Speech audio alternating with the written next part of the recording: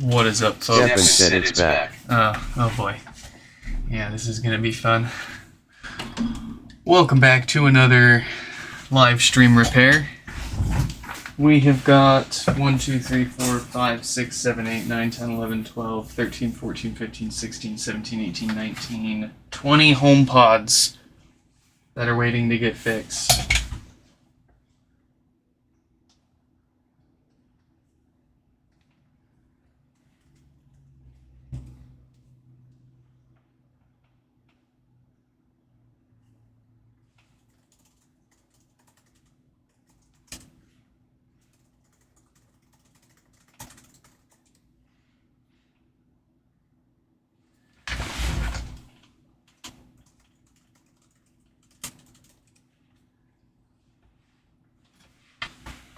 Let's see what we've got here. We've got, so let's take a look at, let's see, Brian's got no power here. So let's get them up first. Yeah, so welcome to another live stream repair.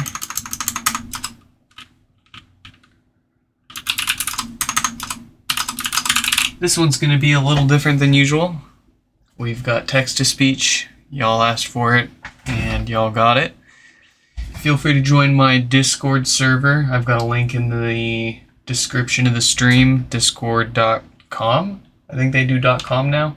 discord.com/track44. Let me double check and make sure that works. Oh. No, that's not the right,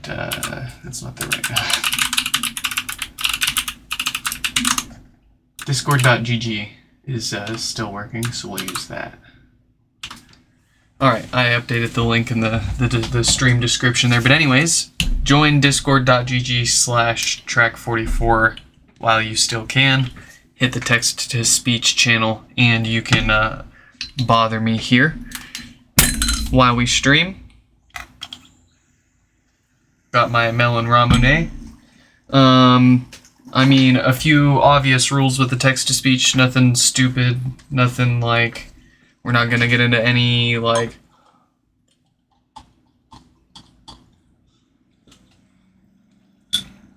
I don't know. I think I just don't need to say much other than use common sense, and I will kick you if you say something that you obviously shouldn't be saying. But with that said, let's get the queue up on the screen here. We've got Brian with no power. Then, let's see, Jordan with no power. Mike's got a couple of pods, so we're just going to grab one of those. He's got one with blinking volume buttons, one that works that needs maintenance, and one that has some death farts, maybe a bad subwoofer in there. But we'll pick on one or two of Mike's pods. Then we've got Eric with, that one's gonna take more time than we've got here, so I'm gonna put them further back. We're gonna look at Fernanda. Fernanda sent in 2 HomePods, one with eternal booting, it just never boots up, one with death farts, and they also sent in a mini that needs a power cable repaired. So then after that, we've got 3460, an anonymous repair with 2 HomePods. Looks like one with no power, one with no base. Then we've got Naomi with no power. Michael with no power. Let's get that split into a second line there. We're taking up a lot of the screen today. There we go. Michael, no power. Adam, no power. Keith, no power. Laura, no power. Matt, no power. And then we need to go back to number 3442, Carl, and 3466 to do the hardware maintenance on their HomePods. Then we've got 3472, or not 3472, we've got Jason.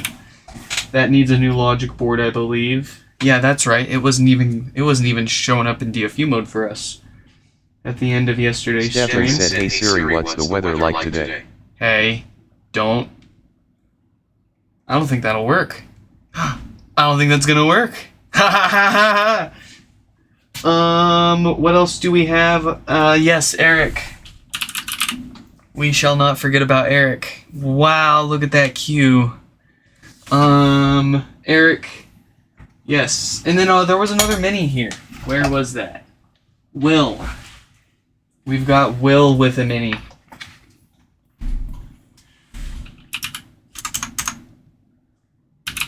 I think that is the full list for today.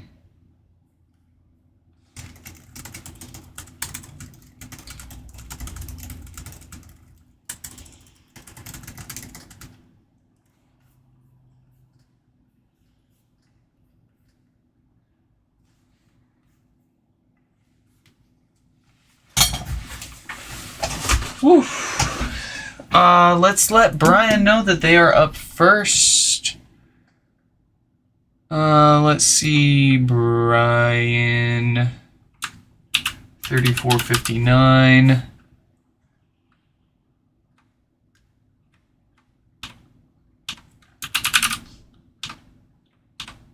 Here we go.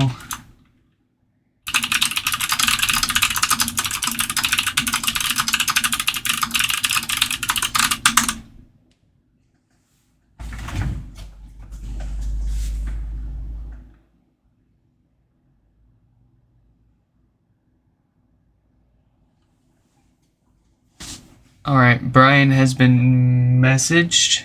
Let's let Jordan know that they are up next. 3484.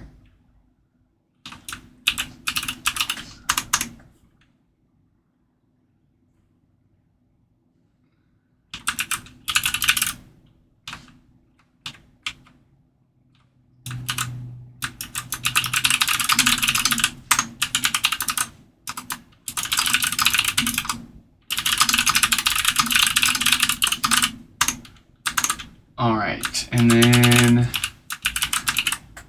let's get this in the YouTube chat. I pinned a link to the Discord server in the YouTube chat there as well for you folks if you want to join in and annoy me. Anything else that we need to do? Oh yeah, let's make sure that Discord actually posted that we are streaming. Carlbot worked. Good job, Mike. Awesome. I don't have to post that now. Thank you so much, Mike. Goodness. All right, let's get started here. So let's see. We've got Brian. Welcome, Brian. Glad you could make it with us here. Brian's got no lights, no power, and only 4 watts from the wall. So that looks like the usual dead diode. Let's dive in, get that all fixed up, maybe do a little bit of maintenance while we're in there, make it sound better than it ever did.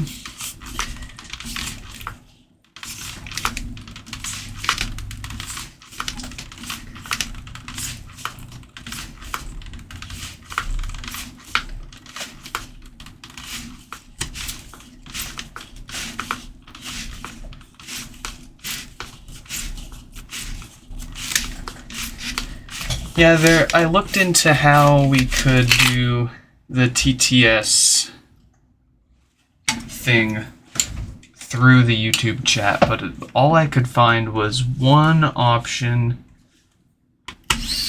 that uses a paid Chrome extension and an AI. It's a little overkill for what we're really doing with it, and I'm not yuck.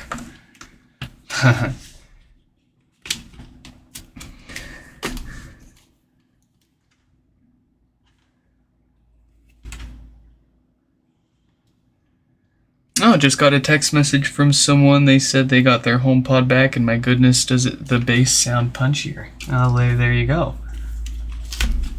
I say you might not notice a difference with the old and new subwoofer gaskets that we replace in all of these, but there you go.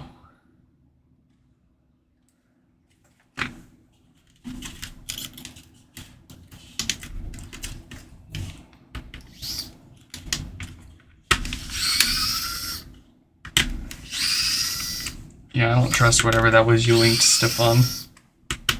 That was kinda sketchy.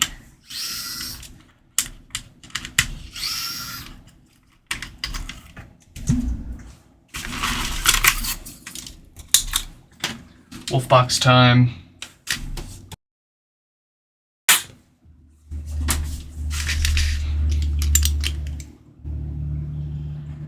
Yeah, where is Mike? He's probably sleeping. Oh man, we started late today. I wanted to start quite a while earlier, but just too busy.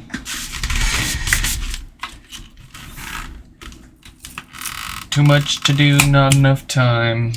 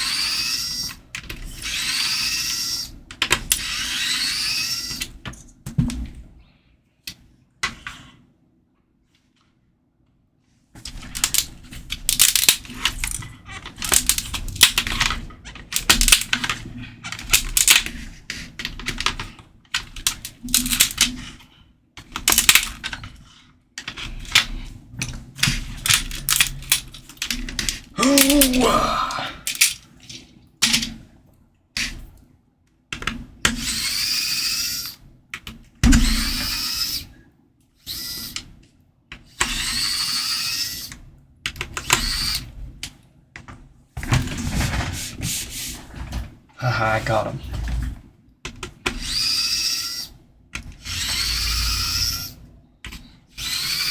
Will that person from Serbia send me their HomePod? No. Highly unlikely. I really would not want them to, because they'd end up paying more just in shipping it back to them than I've ever charged for just a repair. It was like 90 some $100 just to ship a HomePod back to them. So basically I'd have to give them a free repair and hope that whatever it costs them to ship it to me isn't too expensive for it to be anywhere close to worth it for them. But I mean, on the flip side, I don't know how hard it is to get your hands on those over there, and it might be worth it to some people to spend whatever it takes to get one working again. I've had those folks, but I hate to have to do it.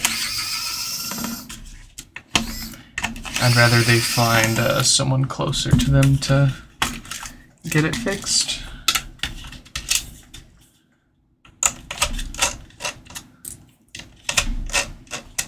Well, especially though when someone asks for it to get colored for them too.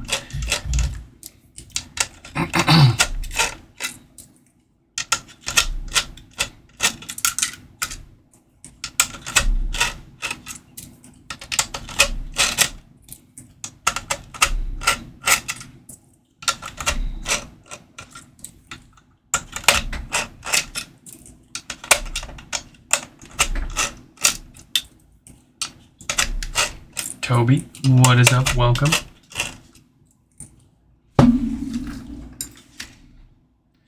Alright, here we go. Let's get our iron on. Let's get up close.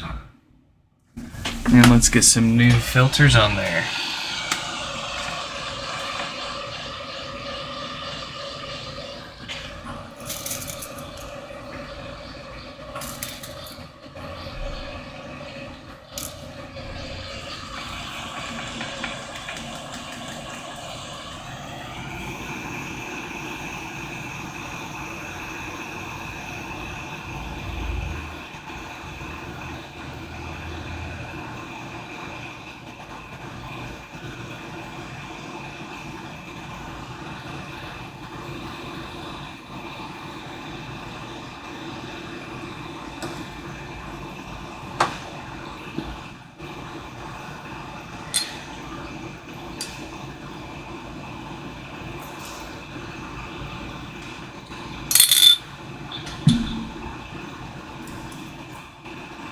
Alright, so we're going to get these 4 filters replaced first.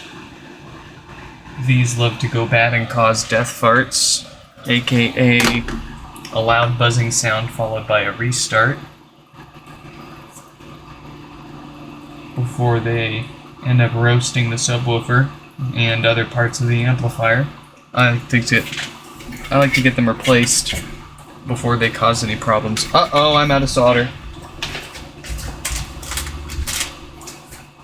Where's my unleaded stuff?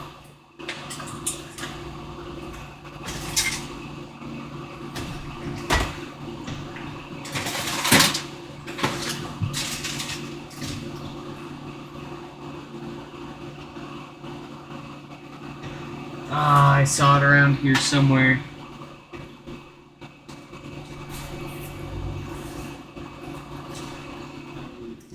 Oh, I found it. This stuff is, well,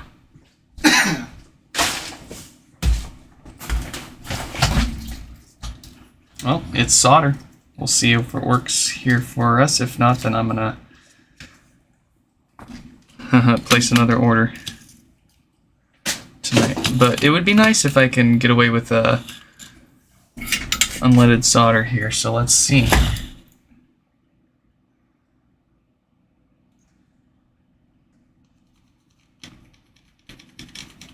Oh yeah, that works just fine.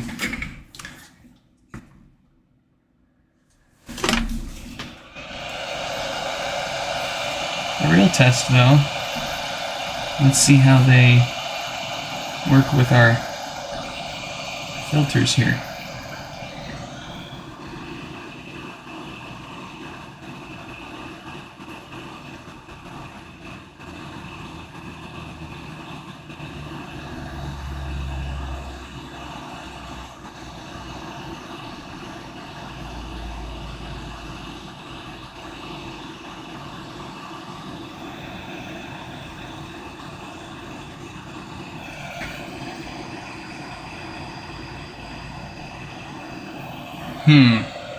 That worked perfectly fine.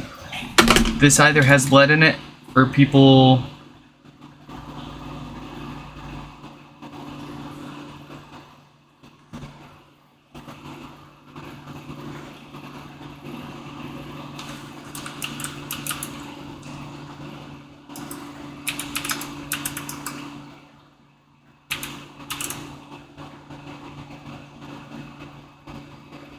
Yeah, this is lead free. So, like, do people just kind of suck at soldering? That worked just fine. And I'm not poisoning myself. Let's go. Y'all gotta get some better flux, I guess. I'm gonna have to do some more research. See why people hate unleaded solder so much.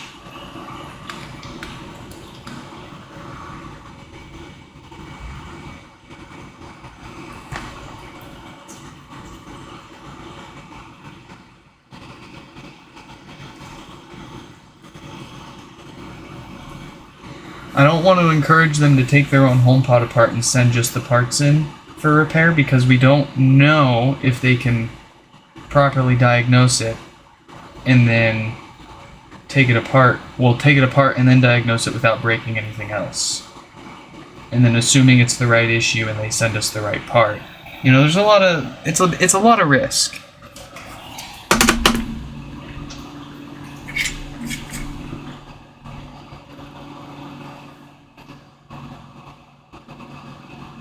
Dare I say this stuff works even better than my leaded solder that I've been using. What the heck? Don't be afraid to try different things, I guess.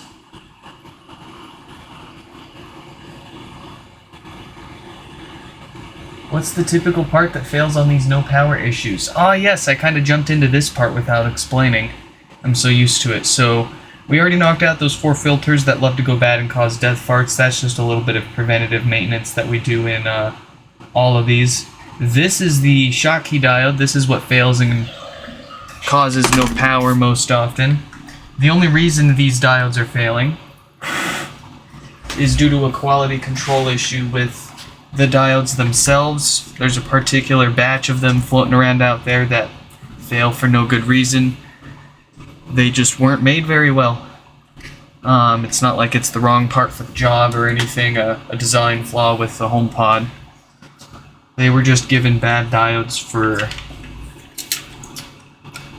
a few batches. You can tell if it's a good diode or a bad diode just by the date code on the diode, but unfortunately there's no correlation to that diode's date code and any sort of serial number or production date of your HomePod. It's all kind of a mixed bag, as far as we can tell.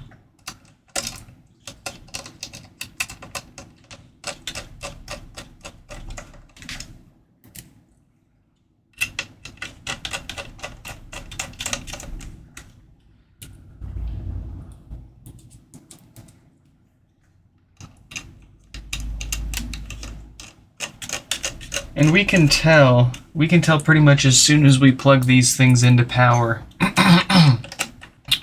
what's going on inside by looking at our kilowatt meter over off to the side there. It tells us how much power it's pulling from the wall, even though it looks like it's not turning on or doing anything. How much power it pulls from the wall gives us a huge clue as to what's going on inside.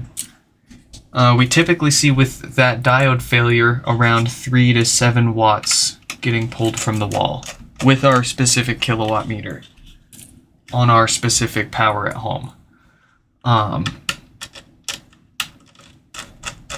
If it was like a blown fuse, which we've seen, it's pretty rare, but we've seen a blown fuse in the power supply, that wouldn't pull any power from the wall, and we wouldn't see any spike or any fluctuation on the kilowatt meter whatsoever. We could sit there and plug the power cord in and unplug it as many times as we want, and the kilowatt won't budge. That's usually a blown fuse. You know, it's blown wide open, power can't flow. Effectively, it's not plugged into anything. And then we've got other rare ones like random shorts on the logic board up at the top.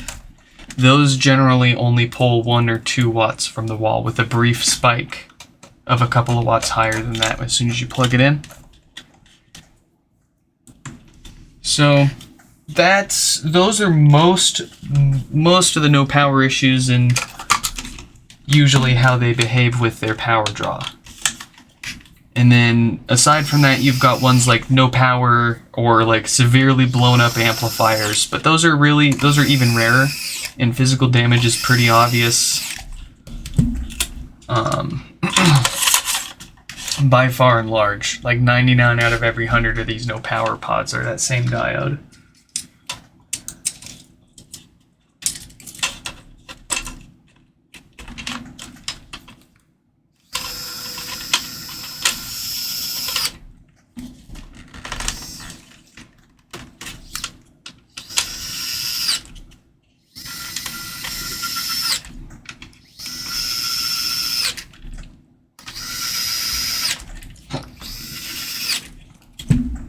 Oh, I don't know about that, Stefan. That sounds like, I mean, we could, but I just don't know.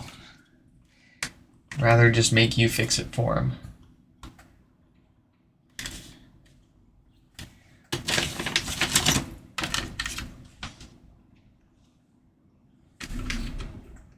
You've done hand reballs on iPhones. You can do a diode replacement on a HomePod amp. Easy. Easy.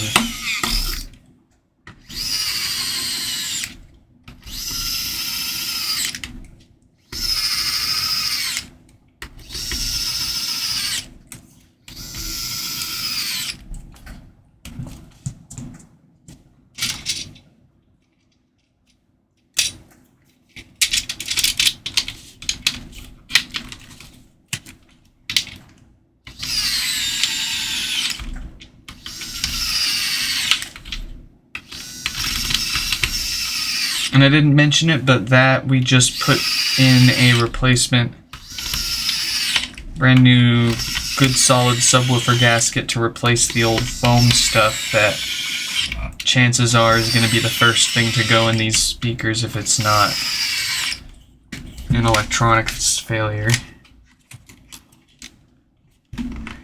And like we were just texted by someone that got their HomePod back, they said that they were able to notice a difference in the bass. It felt a lot punchier. So, to each their own. Some people probably won't notice a difference. Some people will notice that it does sound a bit better. I think that was the secret sauce. I think that's how they got the second gen's bass to be punchier. Because the first gen HomePod subwoofer is pure foam. The second gen HomePod subwoofer is foam wrapped in rubber. So it's solid, it's not porous. It's not letting anything in or out. Unlike the first gen.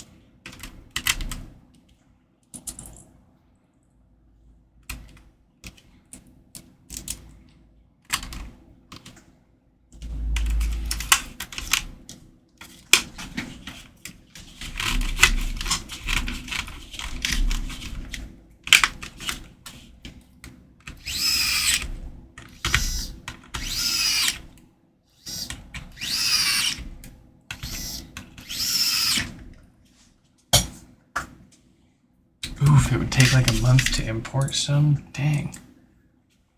We'll just take the Schottky diode out of your HomePod. Front them the diode.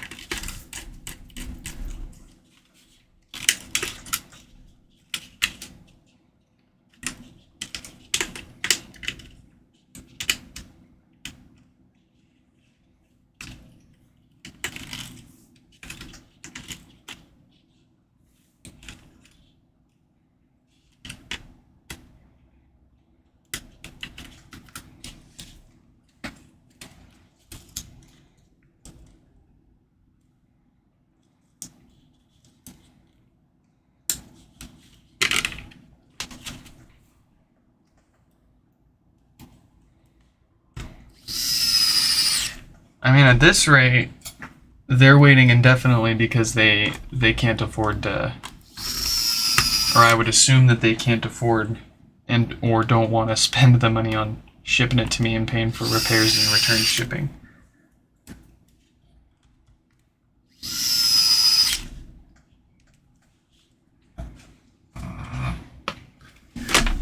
So a month wait would be better than never getting it, I suppose. But yeah, they might look at that and go, I'd rather just sell it or something.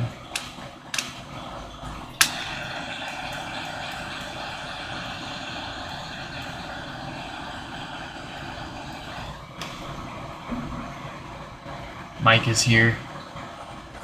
Mike is finally here. It's 3:04, so you know his alarm just went off. Mill sent pee pee put loo. Oh. Oh, thank you, Mike. Good morning to you too. It's gonna be so great having you guys this much closer to me here while we fix this stuff. There we go. Got some power.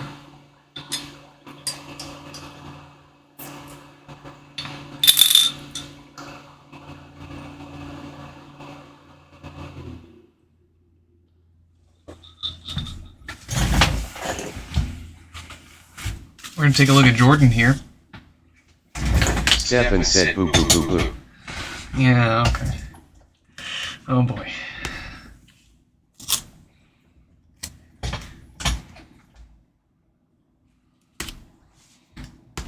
I'm having trouble. Very good, very nice.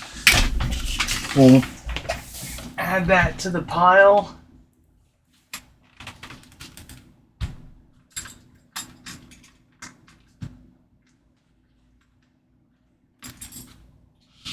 There we go. And now we've got Jordan's HomePod here. Let's get the names switched Mill up. said, do you ever wonder why we're here?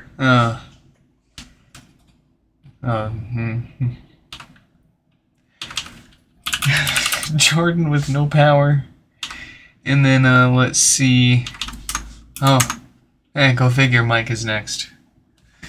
Oh, geez. Alright. Let's see what we've got here. Jordan, no lights, no power. I can see the kilowatt meter says it's pulling about 6 watts at the wall.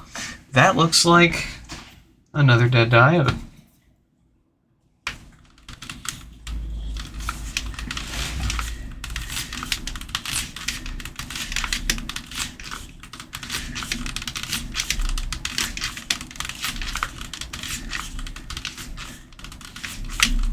Stefan said hi Jordan Jordan Jordan. Ah, yeah.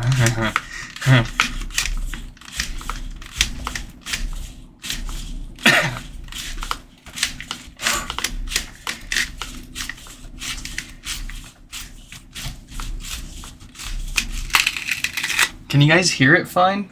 Do I need to find an alternate audio source for that to work for you guys?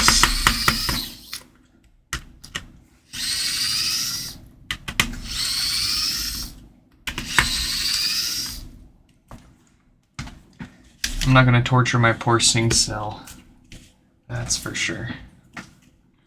Mill said this may have been a mistake. Yes, this is definitely a mistake. I knew this was a mistake the moment you guys suggested this.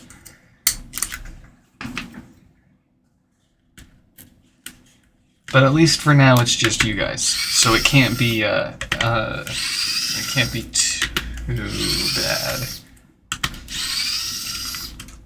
But if word gets around and this actually, you know, my main goal, if this actually blows up, might have to put y'all behind a paywall.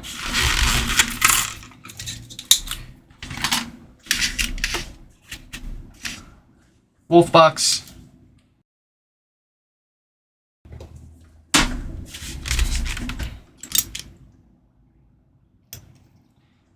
Sounds great, just a bit robotic. That's exactly what I'm looking for.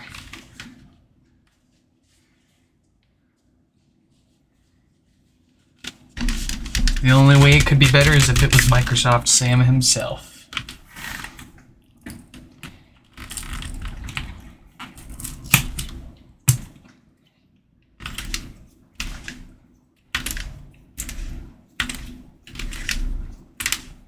Mill said, how did the bleach experiment go? Oh, the bleach experiment. Currently, I've got hi HomePod Daddy. I've got a 1-to-1 concentration of the bleach in water in a cup. It's been going for about 12 to 16 hours now, right? And yeah, about 16 to 18 hours. It doesn't look any different. Mill said MMM. Yes, Daddy. Don't get weird. Don't get too weird.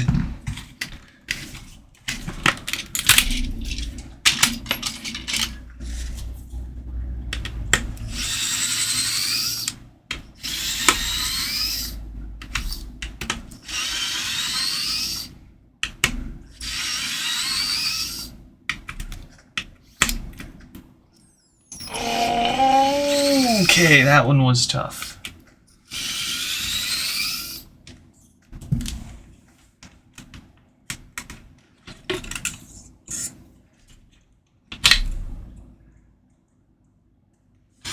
Subwoofer looks and smells alright.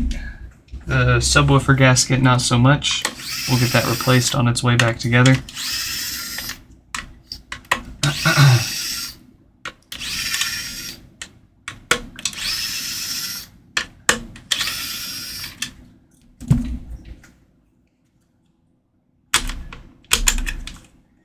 Yeah, it's one heck of a cue to start the TTS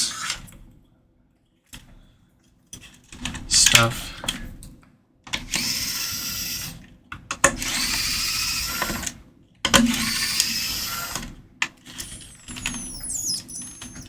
Oh. That one was 2 seconds from disaster. Here we go.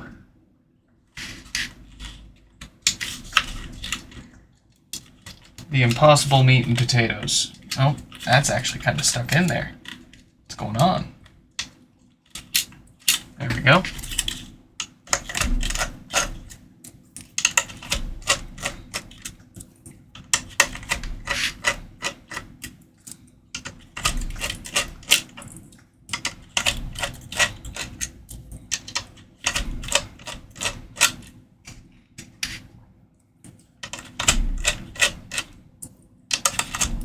Yeah, it'll be $100 per TTS message.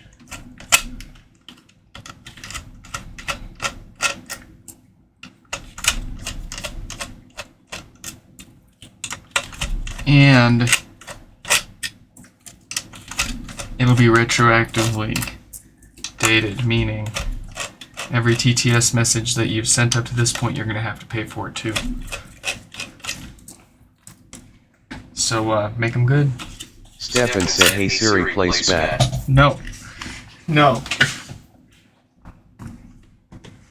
Actually, I don't think, Mill said, how much home could a HomePod pod if a HomePod could pod home? Oh, that's good.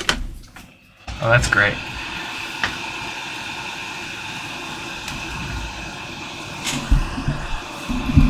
I don't actually know, though. That's a great question.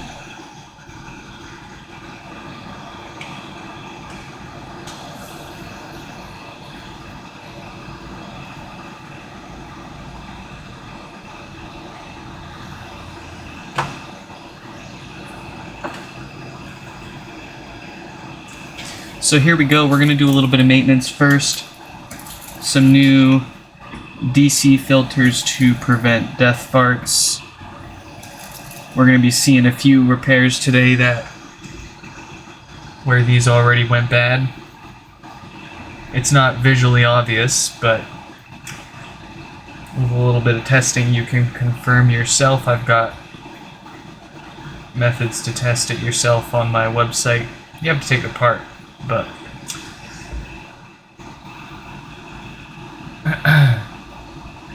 there is a way.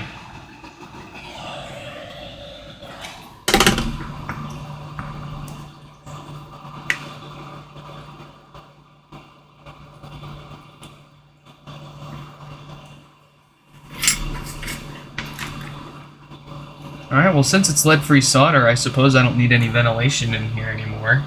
I can just breathe this stuff in, right?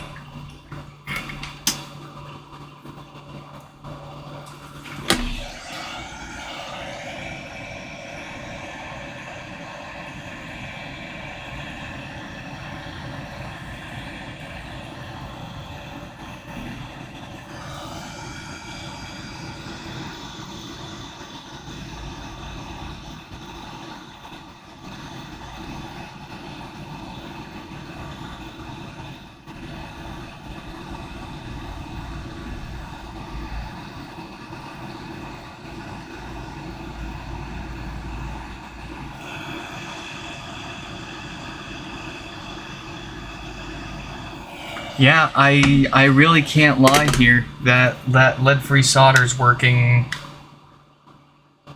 a lot better than my leaded stuff. Wow. Let's go. Let's get their diode replaced. This is the source. How much home can a HomePod pod if a HomePod could pod home while podding HomePods in a home full of pod HomePods podding more home into the pod home where HomePods pod endlessly? I don't have an answer to that. I was saying something about here's our usual Mill said diet. L. Oh jeez. Oh jeez. We're not gonna get anything out, are we?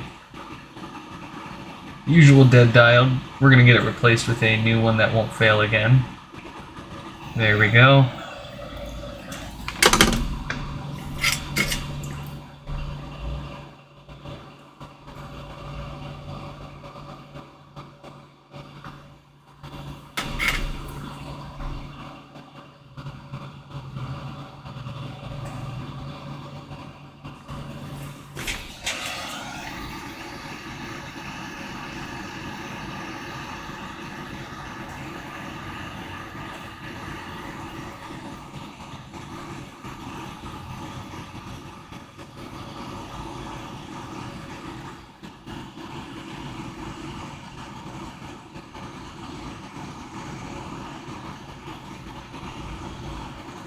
Mill said hell yeah, frick that diet.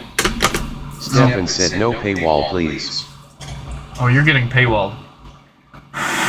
You're getting paywalled and you're paying for every message you sent up till now, too.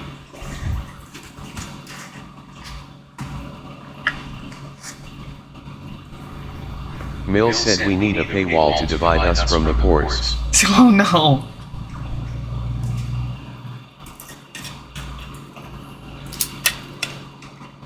I mean, yes. Give me money.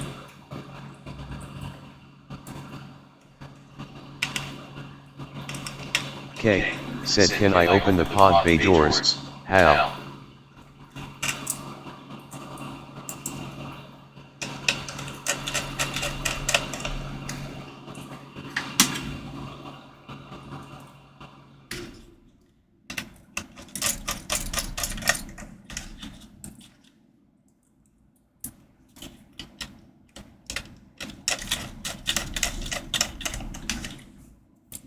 Stefan said can I pay in HomePod parts? I have a space gray logic board.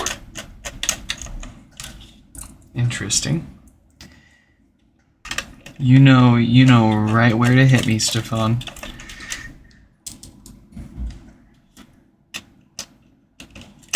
I'll do anything for a space gray logic. I mean, I've got plenty of space gray logic boards. Get out of my head. Dare I say, I might have more space gray parts than white pod parts right at the moment. I'm gonna end up jinxing myself and need more white pod parts than space grays here in the coming weeks. Mill said damn girl, you thwump with that woofer?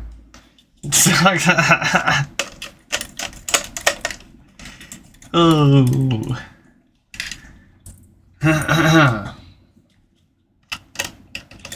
Stefan said anything?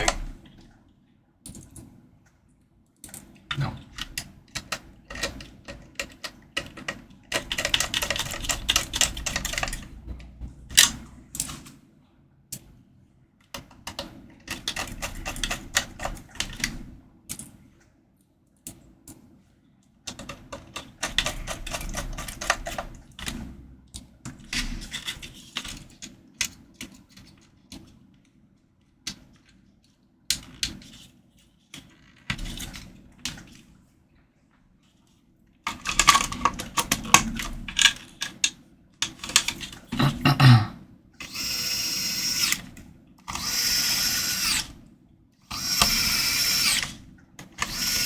Mill said your full home address.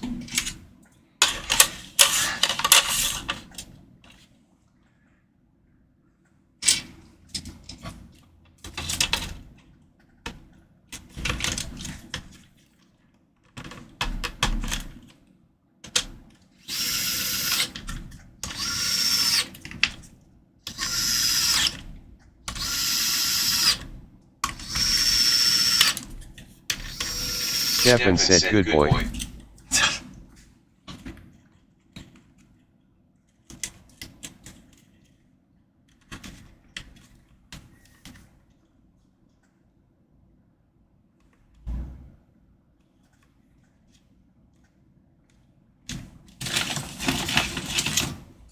Oh yes, I may have bought like 500 more of these from Simply Bearings. I won't be running out anytime soon. I might even sell a few up on my website to... Mills said which HomePod does Mills have next? Which HomePod? Oh jeez. We're gonna look at the one with the blinkies. Mills said yuns.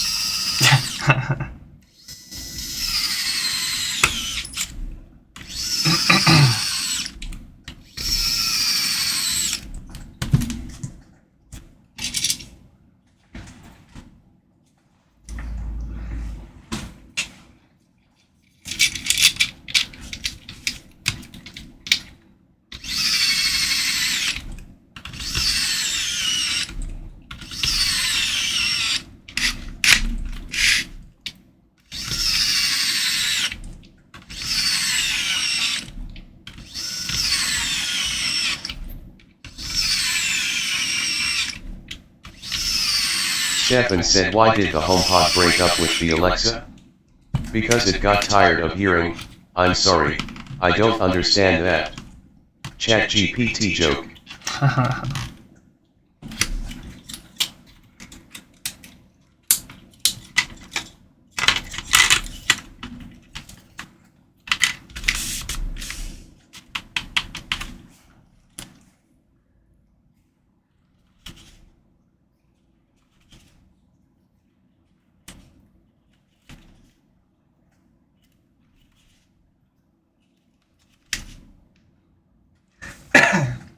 Excuse me.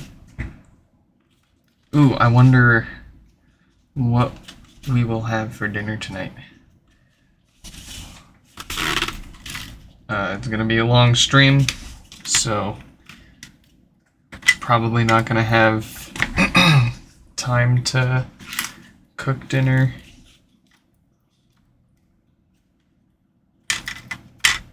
But we did decide that we will be bad and order something tonight. We just haven't decided what yet. The question everyone asks, of course, though, what's for dinner?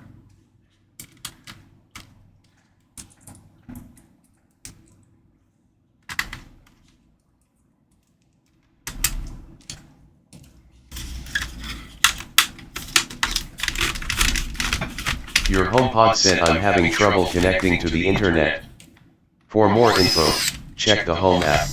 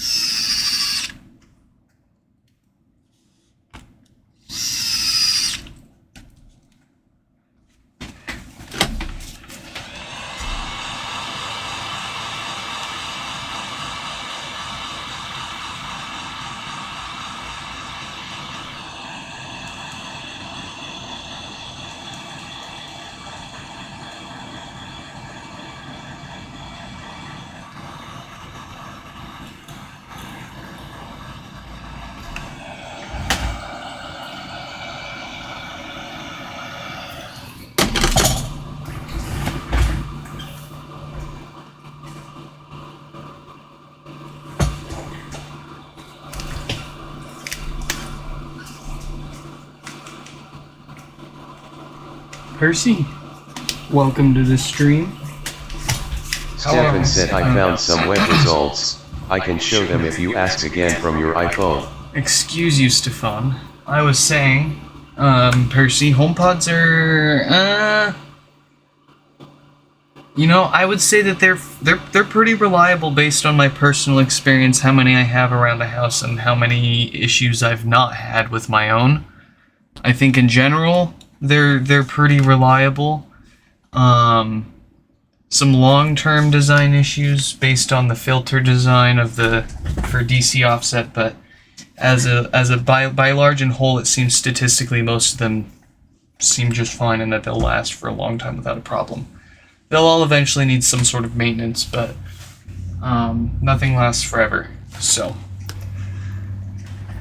I'm having trouble connecting it's a hard question to answer because we just don't have a lot of good concrete data to back any good real answer up. We just kind of have to go off our fifis. Well, let's finally. Goodness, let's Nick take said a lot. Let's take a look at one of Mike's HomePods here. Here we go. Mike's got like 3 HomePods in here waiting for us at this point. This one, I believe, is a brick. I believe it's got the blinkies here. And then after that, we've got Fernanda. So let's let them know they're up next here.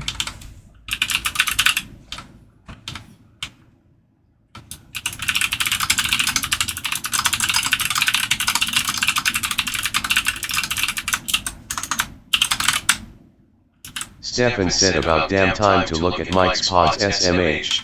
Now listen here. Listen here. Let's see. Fernanda messaged. Wait. I'm having trouble connecting. Wait, hold up. Okay, Mike, this is the first one that you sent me with the flashlight. I thought this one. Oh man, hold on.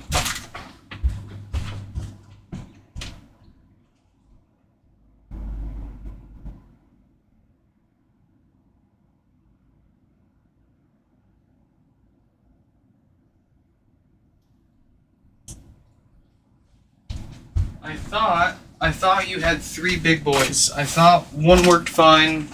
One has pops and restarts. I thought this one had blinkies. I'm having trouble connecting This one just needs maintenance. Okay, so you had 2 that need maintenance and 1 with. Okay. I'm gonna save the ones that don't have anything currently wrong with them. I want to take a look at one that does have issues, which I believe would be this one of the 2 that you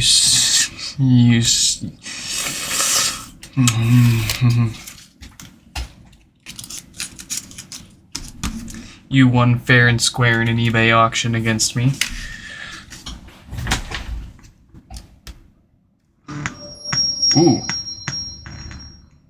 Ooh, I bet you those DC filters have gone bad and fried the subwoofer.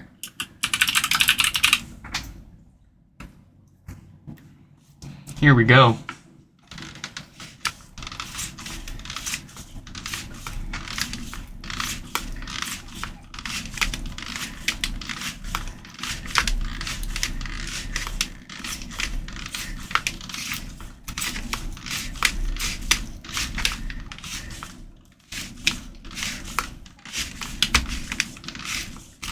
Whew. Oh, it's so beautiful out. I think we're just gonna end the stream here, and I'm gonna go for a walk. Why should I fix Mike's HomePod when it's just? Where's the? Look at how nice that is out there. Look at that. It's beautiful, beautiful out. Oh.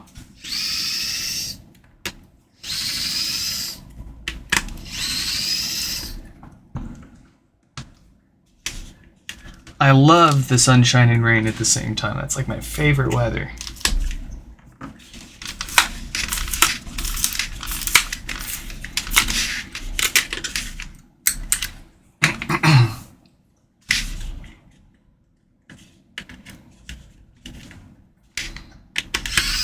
Stefan said, hey SIRI, play Never Going to Give You Up by Rick Astley. I don't think I've heard that one before. I'll have to look that up later.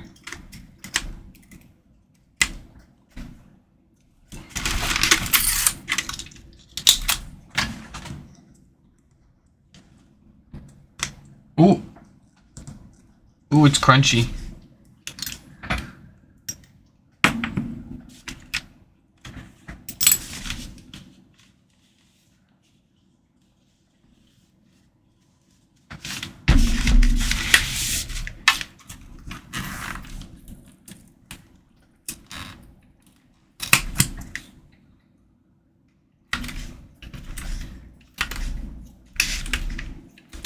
Mill said don't stitch him all back up, remember he will be colored.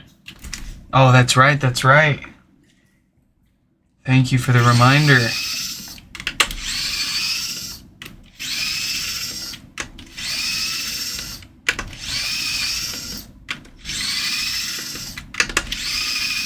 We're gonna be doing a...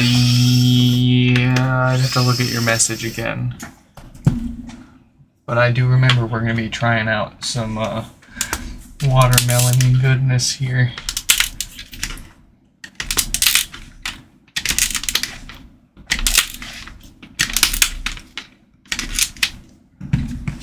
And I've been saving a a junk mesh to try my ideas out before we actually Stefan said go this should for it be on an a everyday thing. Go for it on a nice mesh. No, it should not be an everyday thing. No, no, no, no, no. It is actually really nice to have the comments read out to me instead of having to look at the monitor every time someone chats something. Because half the time I forget to look and I don't notice someone sent something until 5:10. Ooh, that's... Hold your breath.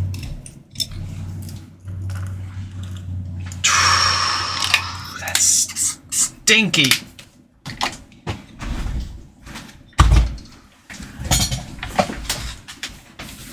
Ooh, that's dirty. Do you think so? Stefan said I'll pay you in HomePod parts. Mill said I'm in your walls. No. Mill said blink big.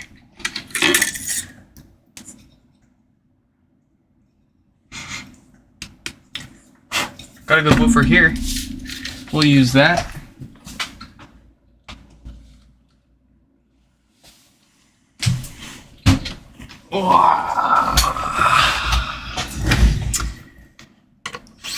Onward.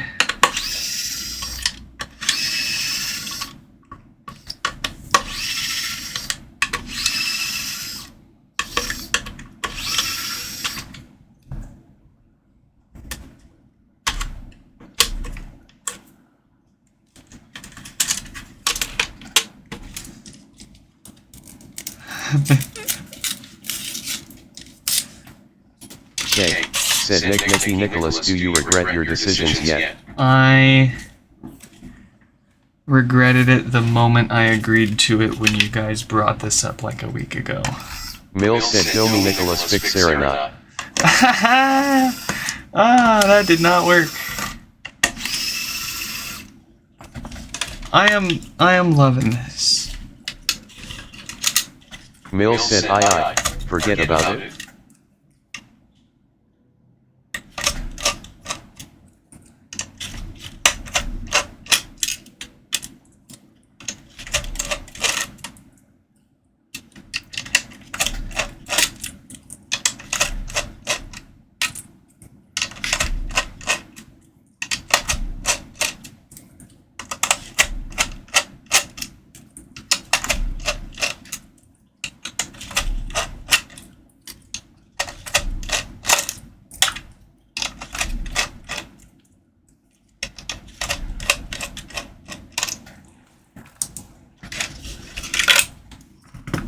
Alright.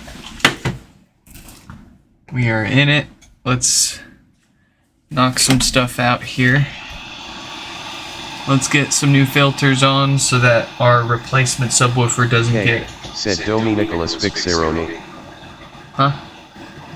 So that our replacement Stefan woofer said, please don't kill me. doesn't get fried.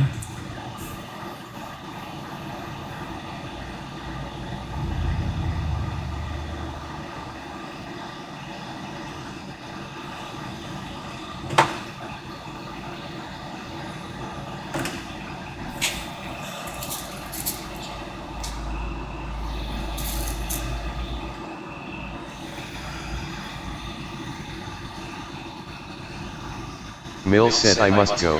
The airplanes need me. No. The airplanes can land them and park themselves, Mills. Mill said BRB. Yeah, that's what I thought.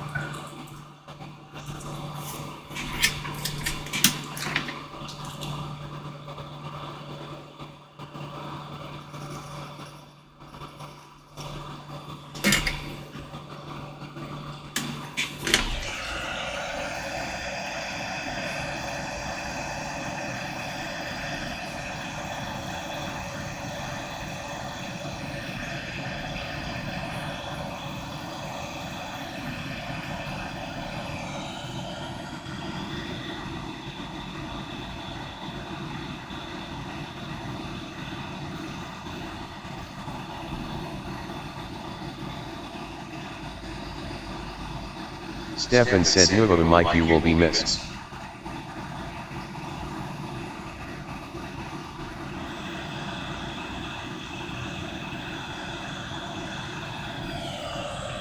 Oh, this solder is flowing so well that they're almost placing themselves. It's been a while since I've had solder that does that with those.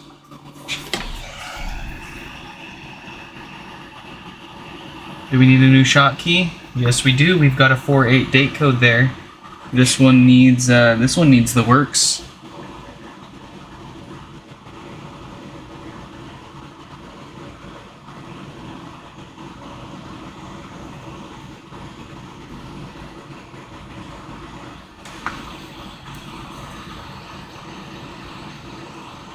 K. Said Nick what do HomePods taste like? What do HomePods taste like? They don't taste very good.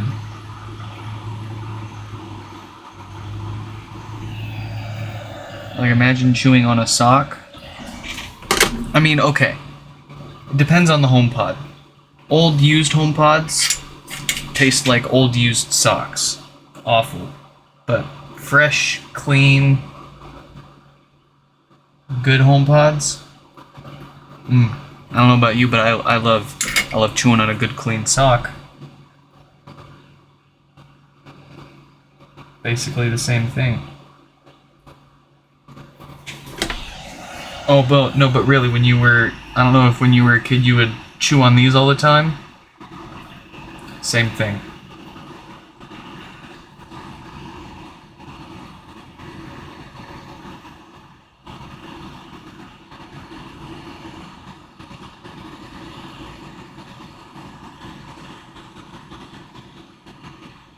Stefan said you tasted dirty socks. You eat pieces of shit for breakfast? No.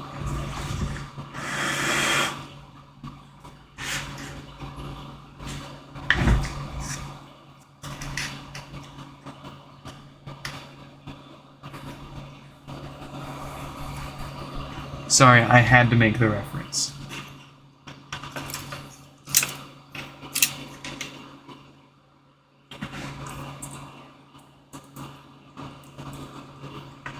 Oh, I almost forgot. Stefan said this is fun. We have got a rather roasty looking 10 ohm resistor there that needs to get replaced. That's a common casualty for death farts that get this bad.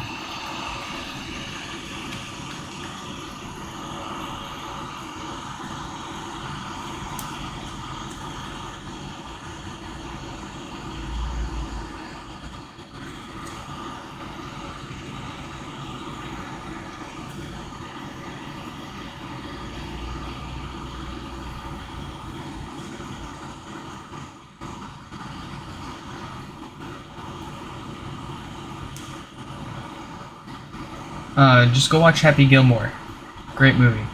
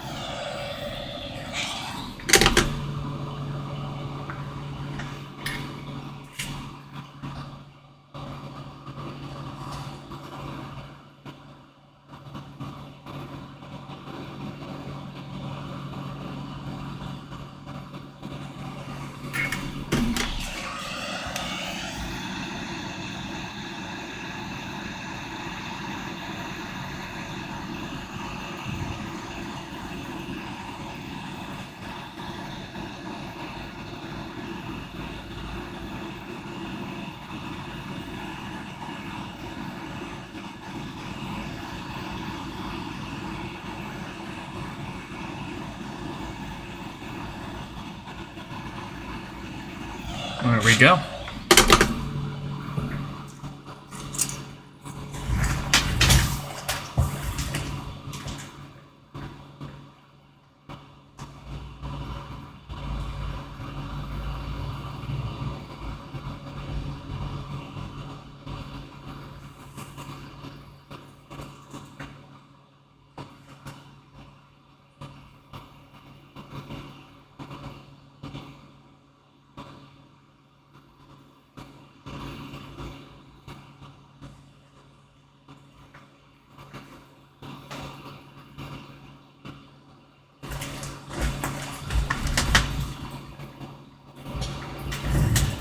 Alright. Let's get this back together enough to test it out.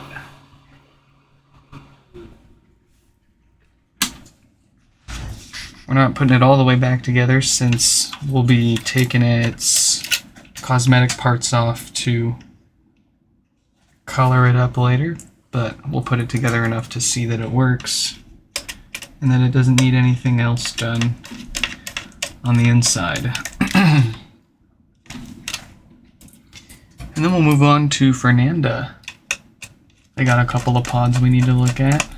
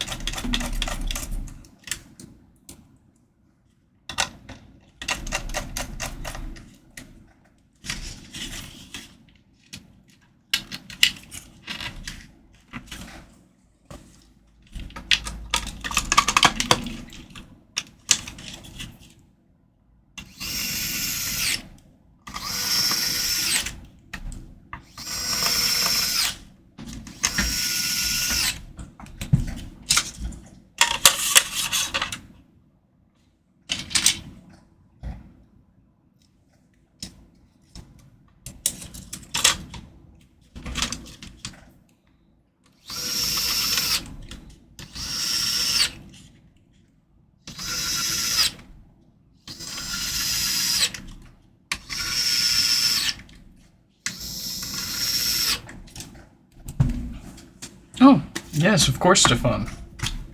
Yeah, it's the least. It's the most and the least we can do. And in the end, if I'm not mistaken, you ended up with a free MacBook?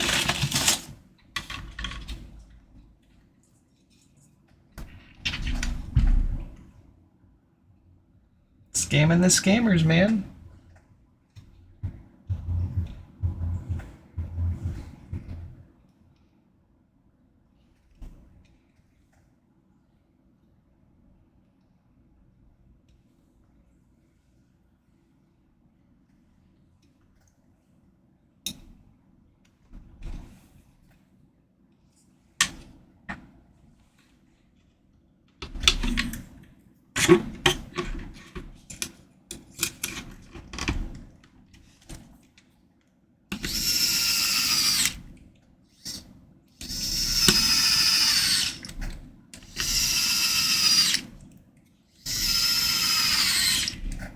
In theory, Brian, yes, you're correct. It could throw the balance off, but I haven't had anybody complain about getting one in a pair done, worked on at a time, and having that maintenance done to it.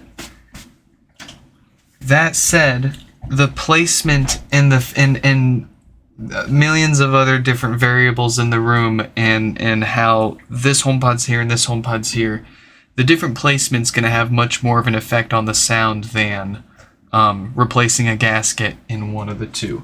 That is, unless the gaskets were going bad and they were causing issues, then you'd notice, if anything, just an improvement. But it's not going to throw things off, and especially with sub frequencies, the subwoofer frequencies are much less they're much less directional. So it's going to be less noticeable in terms of you're not going to really hear that the bass is different on this side of the room compared to this side. You're just going to hear, in general, that the bass sounds a little better, even if you've only replaced the gasket in one of the two HomePods in a pair. But that said, it's also a very, very minute difference. I'm surprised anytime anyone says that they do notice a difference. I really need to take proper audio measurements and show hard data comparing the differences. But in any case,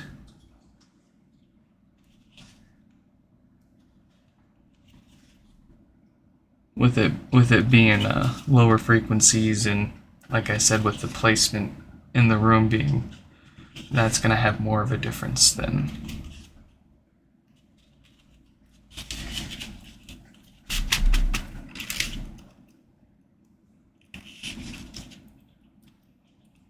That's a good question, though. I don't think anyone's asked that yet.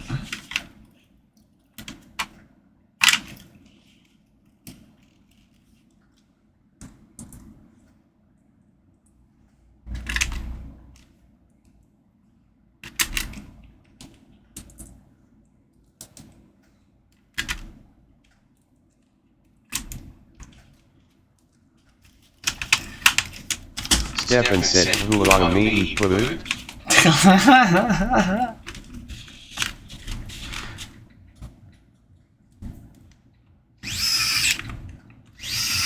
Yes, Brian. At the very least, the goal is to reduce the number of things that are gonna fail and make your HomePod unusable. And one thing that I've noticed, being fairly obsessed with speakers throughout my whole life, is that whenever there's foam in the speaker, that's usually what goes out first. Paper tends to last longer than foam. I hate like as soon as I see a foam part, especially when it's the surround, like especially this part, they at least used a good rubber for this. But as soon as I see foam around a subwoofer surround, that's a hallmark sign of a crappy speaker right there, a cheap speaker. At least they didn't do that, but the gasket's still foam and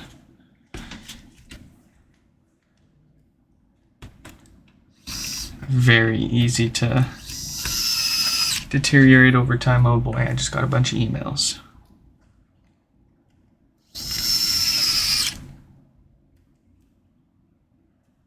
Stefan said, can a HomePod be put in a home?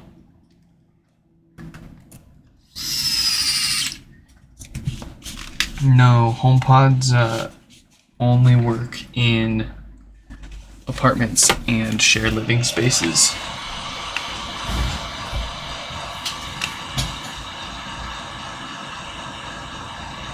Oh yeah, no, I much rather have that drawstring on these first gens. In the second gen, they have drawstrings, but they cut after they what they do is when they tighten the mesh back up when putting them together, they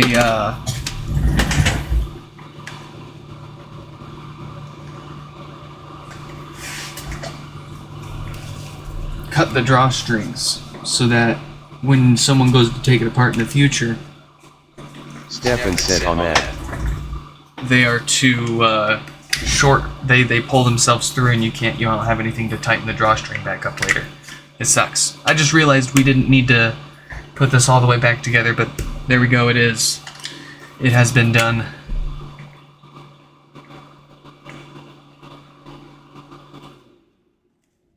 I don't need that. There we go. 1 of 3. Plus a mini.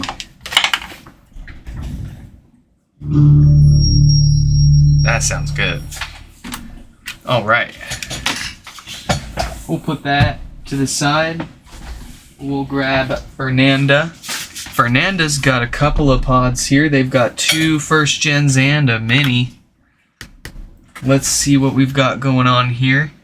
We'll go ahead and... Said HomePod circumcision. We'll go ahead and, yikes.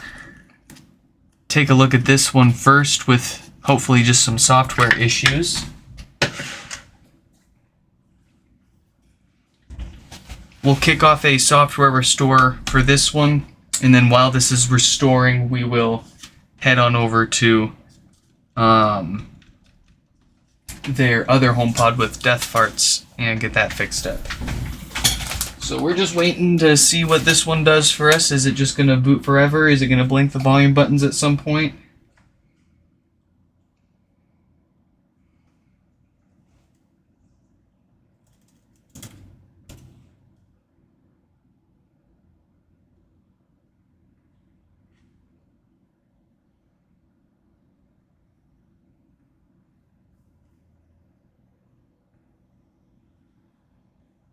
Stefan said Discord stream when? Discord stream.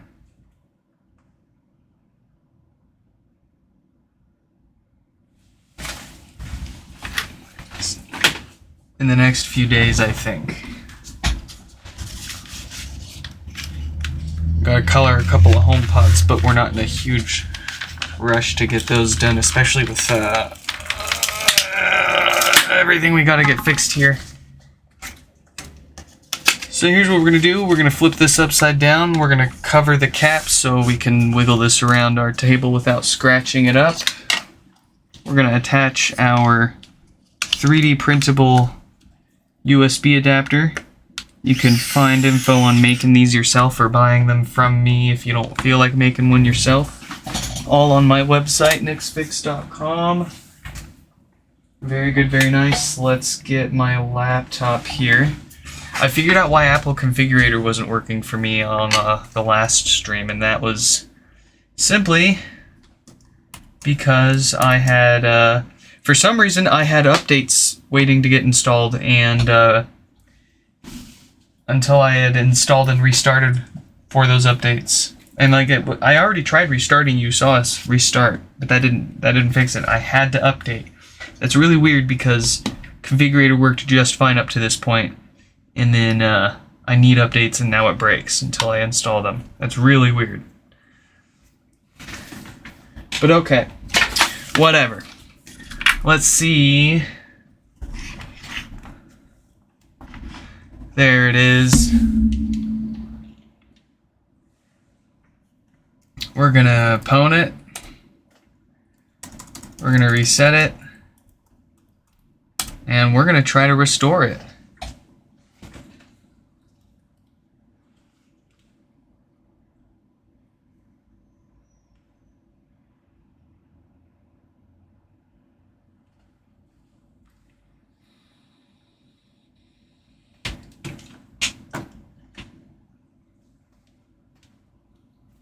Oh, Shuffle Hands, welcome.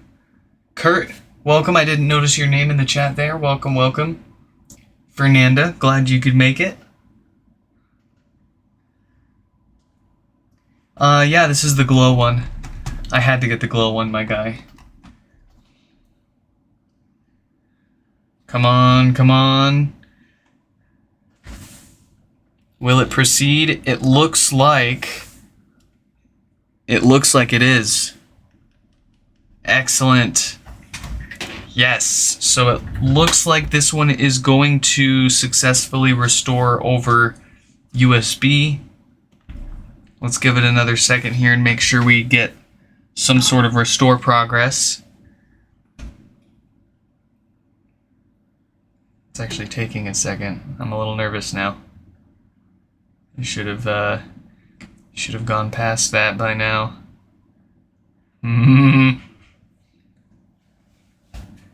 Do I use Apple Intelligence on my Mac? No. I already know how to do everything it would do for me.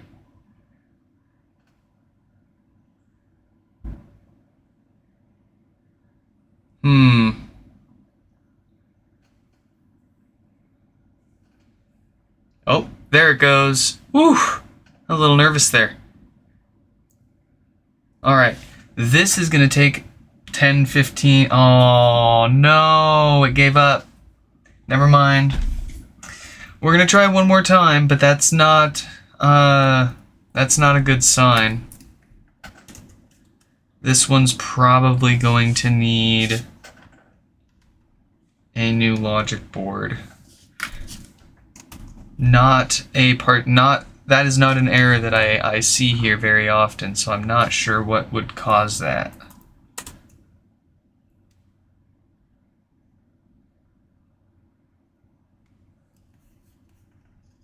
What's weird is it shows in recovery mode when we do power before USB, so I believe its NAND is okay, but there must be some other logic board hardware issue on here. We're gonna try one more time.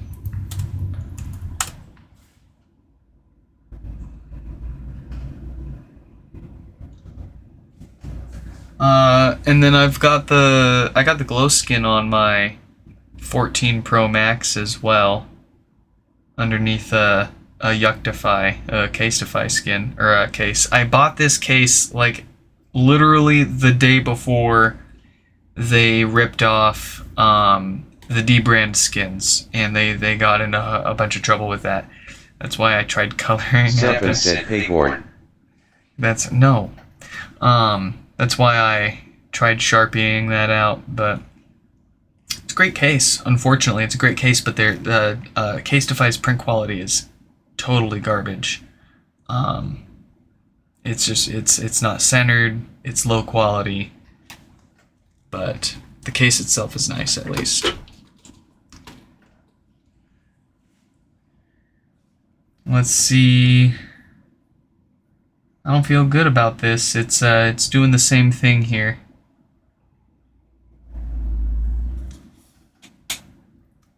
Do you have to restore HomePods in a special app, or can you or do it in iTunes Finder, you have to use the tools and the methods that we've got in our GitHub guide. You cannot just go to Finder and hold down Option and click Restore and point to the IPSW file that we have to build. Mind you, you can't just download the IPSW from Apple. You got to download a few different files and put one together, essentially. Oh, is it trying? It's still going?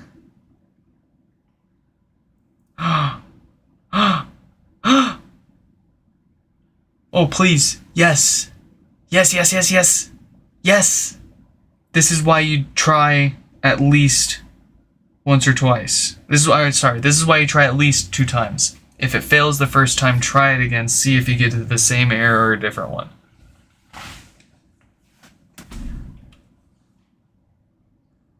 I'm deleting that. That's weird. I don't want that on my screen.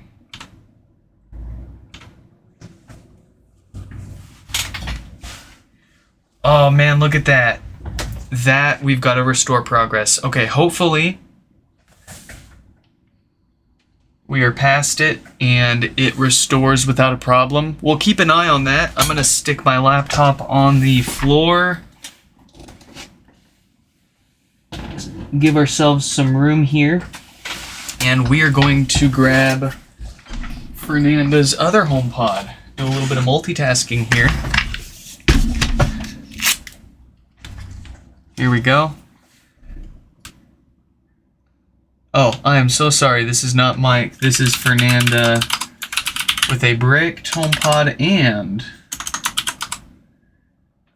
one with death farts. So let's take a look at the one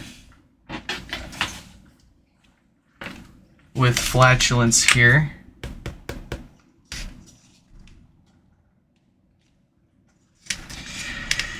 New iPads, yeah, I can't. I'm not excited about them. There's no reason for me to. I'm still using a 2nd gen 12.9 inch iPad Pro, and my wife still has her, 2nd or 3rd gen 11 inch iPad Mini or iPad Pro, and I mean they're slowing down. They're showing their age, but I have no reason to upgrade to anything newer yet. I'm having...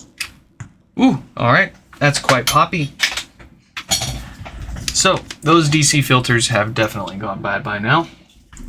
Let's get this all fixed up. Hopefully the subwoofer hasn't been roasted by now.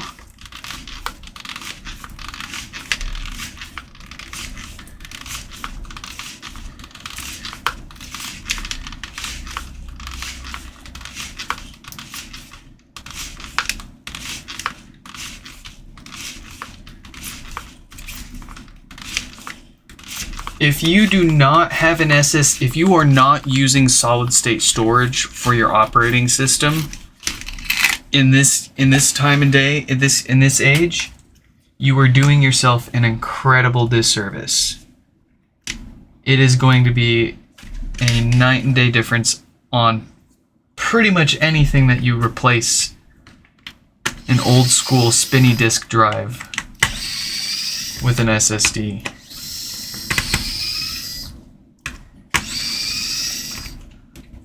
Oh, that's the first thing I always replace in any of my old, anytime I get my hands on new old stuff, especially if it still has a hard drive in it. Yuck. I keep all the old hard drives, you know, I don't throw any of them away. I take images of them in case they've got any valuable drivers or other pieces of software on them, and I stick them on a shelf, and I admire them as they were in their prime.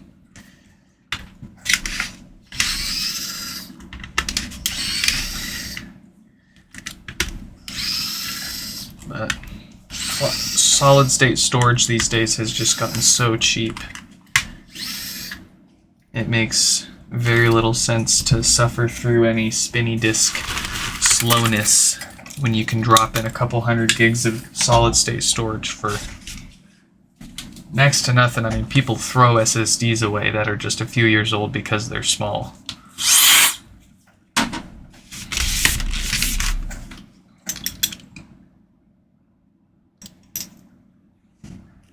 You play yeah, I play dominoes with my... Well, those ones, those are, that's different, Stefan. Listen, that's different.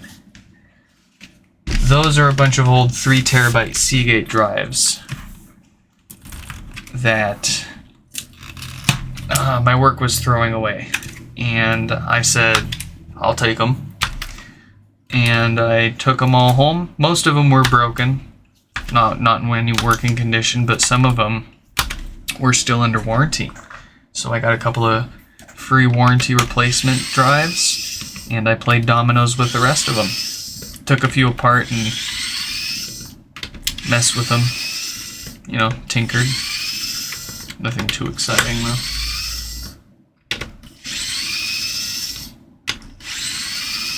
High school student with no car in cold ass Idaho getting a job as oh, dude, I bet. I was born and raised over in Spokane, and I was also at 16 looking for a job with no car at one point, and I feel that. It was impossible to get a job. No one wants to hire you, and everyone already has, a billion people working there. Especially when you have no experience, it's really tough getting your foot in the door in some places. Especially, man, when you're at the point where, like, I'll flip burgers or something. I'll take any, just give me a job. But, oop. Subwoofer is still good.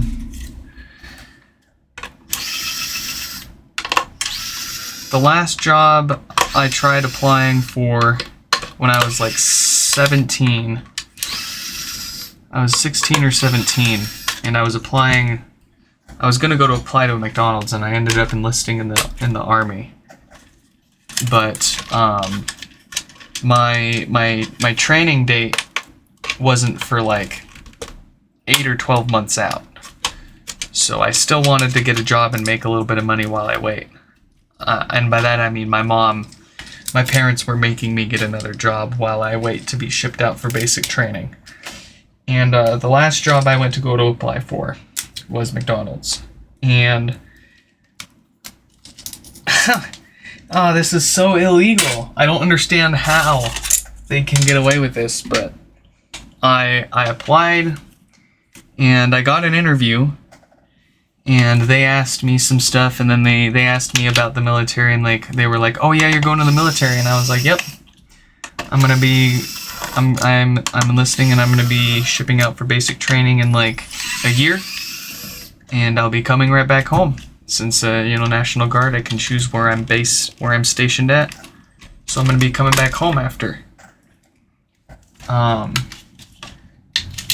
Totally fine with, like, coming back and working here after, too. And they basically said, oh, okay, well, we can't hire you because you're going into the military, and we don't want to hire you just to have you leave for basic training in a year. In a year.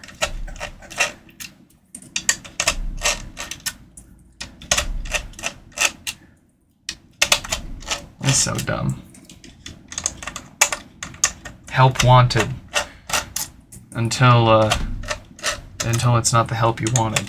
Huh.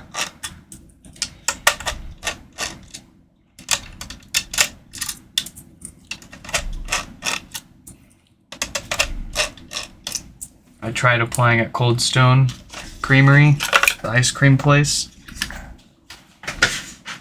They didn't want to hire me for other reasons, but... Oh! Fernanda. It looks like the software restore has completed. Let's turn it around, restart it, and see what it's got for us here.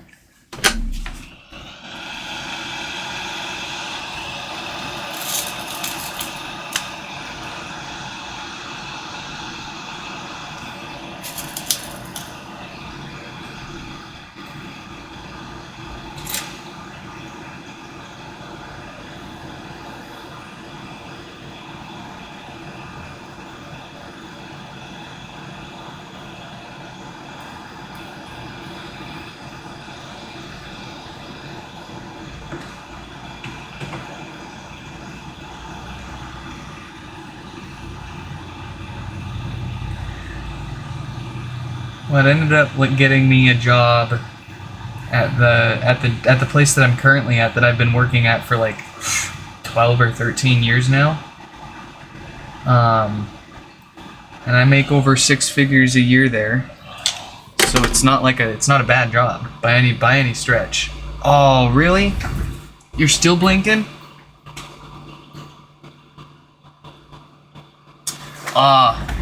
It still failed. It got 100% through pushing the image, and then it disconnected again. I'm gonna try one more time here, but I have a feeling, sorry to get excited about this one, but I don't think so. One more go here.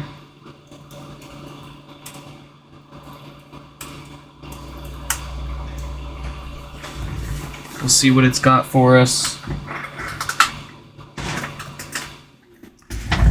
Anyways, let's get this, we can get this one fixed at least here and now.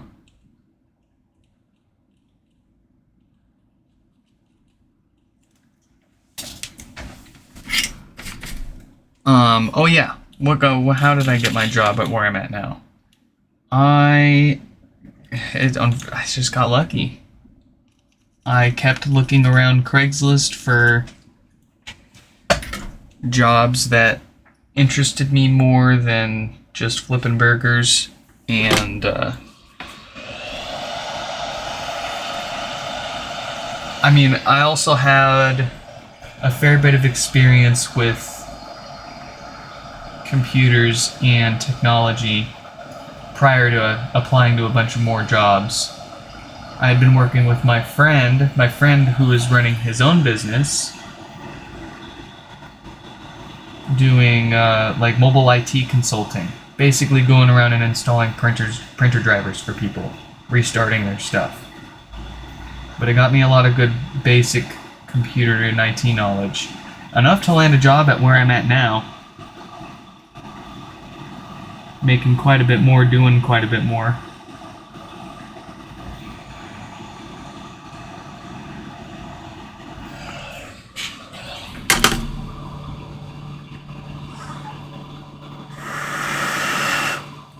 Alright, so we got the fart filters replaced. We don't need a new Schottky diode. That's a 42K date code over there. Everything else actually looks good on this board. Looks like Fernanda might not have gotten so lucky with their bricked pod, but at least the casualties on this one with death farts over here was minimal. So let's get this back together. This one's it's got to restore progress again. It's 10% of the way through. We'll see if it gets any further than the last time.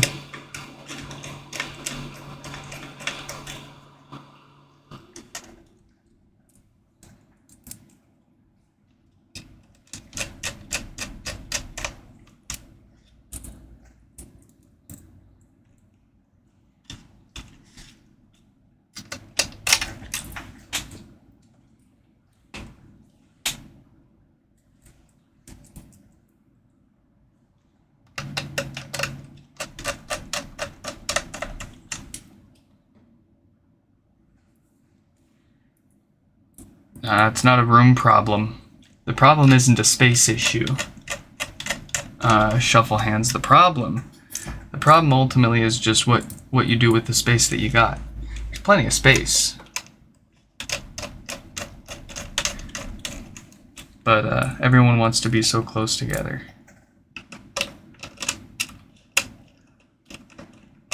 My folks moved out of Spokane over to Rathdrum. They got their own house and some land too, because they wanted to get a bunch of animals. A lot more space over there for the money that they could get than what they could find in Spokane. But that was also like 7-8 years ago now. I'm sure things have changed, as they always do.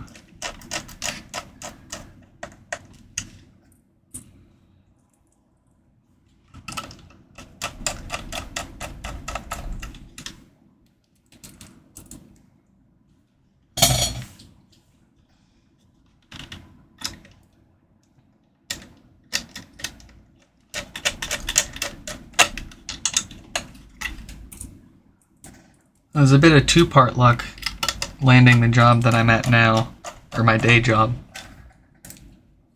I was just looking on Craigslist and I applied, and I just happened to have enough skills to make them happy too. I showed up for the interview, and the two questions that they asked me that stood out were, what do you think we do as a company? And to an extension of that, they had a bunch of their hardware on the table, and they asked me, can you explain what any of this does?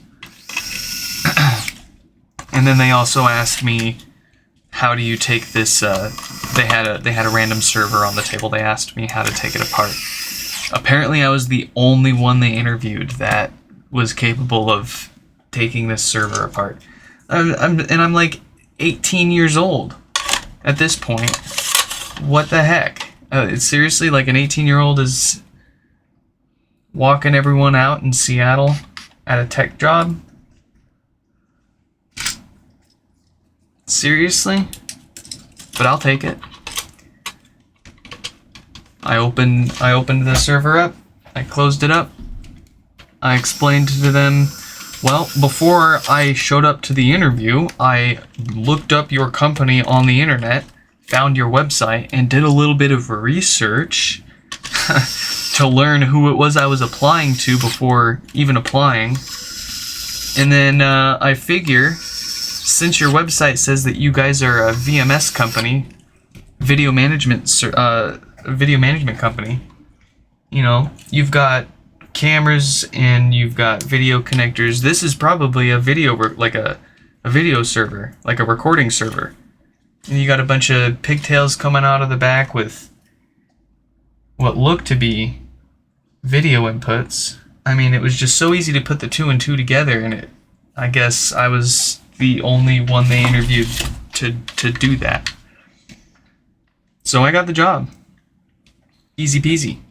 I couldn't even this is the funny part. They as I was walking out the door, you know, we were doing the handshakes, you know, they were saying, all right, we'll follow up with you, you know, the usual BS where they have to think about whether they're gonna give you the job or turn you down. So I was thinking in the back of my head as I was leaving and walking to my car, I wasn't gonna get the job. But before I could get into my car, one of the guys is like running out of the office and like towards me, and he's like, wait. He's like, can you start Monday? I was like, yeah, let's go.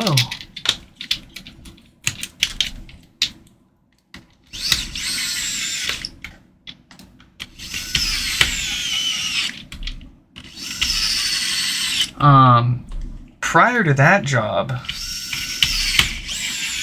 I landed I used to work for Nintendo. Only lasted. Stefan said gasket. I did do a new gasket. It's got a new one. And they all get new ones. Anyways. Nintendo. Yeah, I used to work at Nintendo. I was not a Nintendo Direct employee, but I was a contract employee hired to work at their call center on Nintendo campus with all the other like full-time real deal Nintendo employees, which is really cool. The campus over by DigiPen in Redmond. And I landed that job mostly by being able to prove technical competence during their interview. What was really cool about their interview process, any of the technical questions and such, they had some tests that they had you take too. All of it, you had full access to the internet to do any kind of research you wanted before giving your answers. And I thought that was really neat. And when I got the job, that stuck. You were allowed to use the internet to browse around and try to find your answers. Granted, a lot of the most of the Nintendo specific knowledge is going to be in the Nintendo knowledge bases that we had access to, of course, but a lot of people called in and asked about help playing their games. So we were totally allowed to help them do a little bit of research and help them play their games.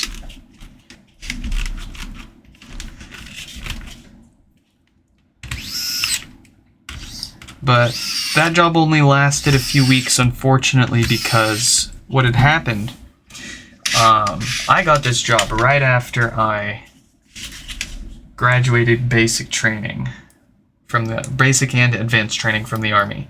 And I came back home and I moved over to the other side of the state to live with my friend and take this job at the call center that he was also working at too. So Nintendo was hiring a whole bunch of people because they were anticipating that the Wii U was gonna sell real hot for Christmas. Christmas was coming up, so they were doing a bunch of seasonal hiring. So the expectation was never there that we were gonna be there for super long. But we figured we were gonna be there at least for a few months, the season, right?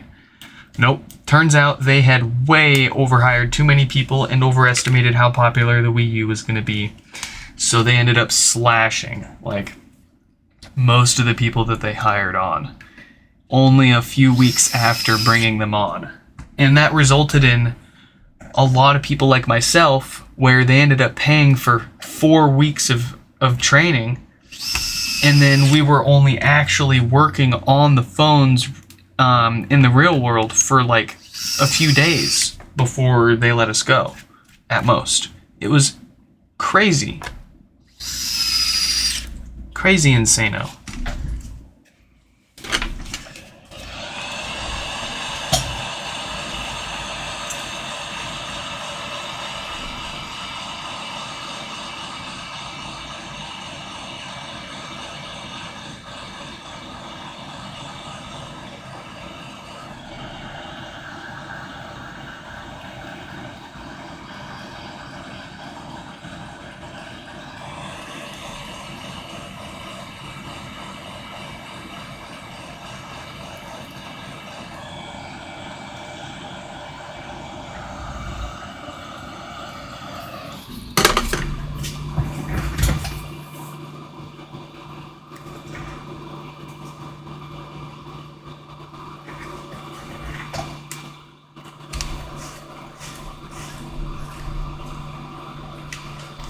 Oh, Mike had a couple of airplanes show up, so he had to go back to work. Daniel Ziyov said, how old are you now? Oh, you asking me? I am just over 30 years old. Not young, not old yet. Did it work? I see the magic message in my terminal.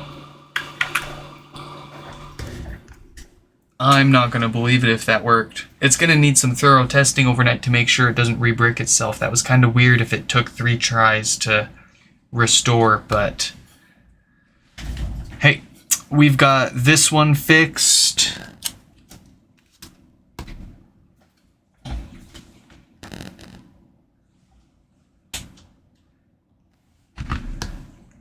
I'm having trouble connecting. Oh, that sounds a lot better now.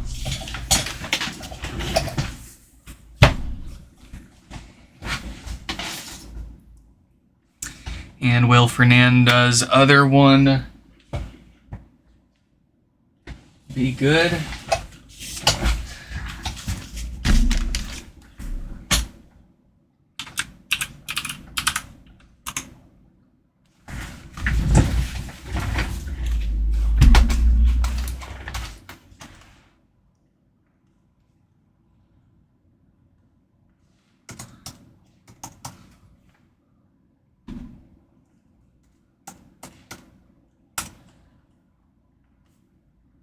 No way.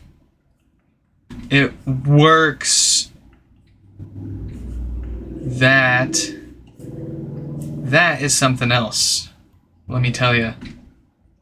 Let me say something. That's something else.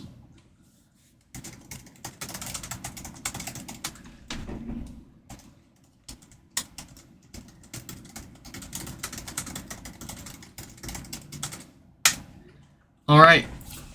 We've got number 3460 messaged. We've got both of Fernando's HomePods fixed up. I'll check and see if they wanted the hardware maintenance on this one as well, or just the software fix. I'm pretty sure they wanted the hardware maintenance, but first, before we take it apart anymore, I'm going to let it test overnight and make sure that it doesn't need any more work done to it than the usual maintenance. Maybe some other issue is what caused its blinking volume buttons issue, but we'll see to the best of our abilities here. I'm going to stick that in the pile that needs to get maintained. I've got 4 HomePods here that took USB restores recently that are waiting to get their maintenance done. I'm just bad. I'm bad and slow and busy. But okay, here we go, number 3460. Let's get their name up on the screen here. And doopity doopity doopity doo. Number 3460 with no power. After this, Stefan said, how do you test HomePods? After this, we've got another one from 3460. Let's fix the names up on the screen. We're chugging through them. We're getting there. All right, let me do my spiel here, and I'll answer your question, because that is a good question. All right. No lights, no power, and my kilowatt meter says we're pulling about 4 watts from the wall, so that looks like the usual dead diode to me. Let's get it fixed. Oh, also let me pull this off first, and then I'll talk again. I'll answer your question.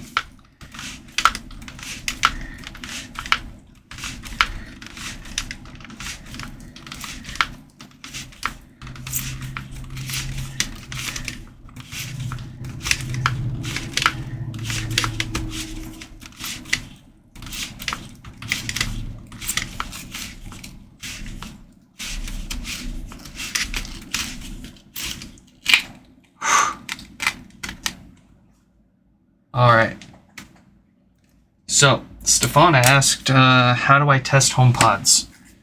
There are a few different ways.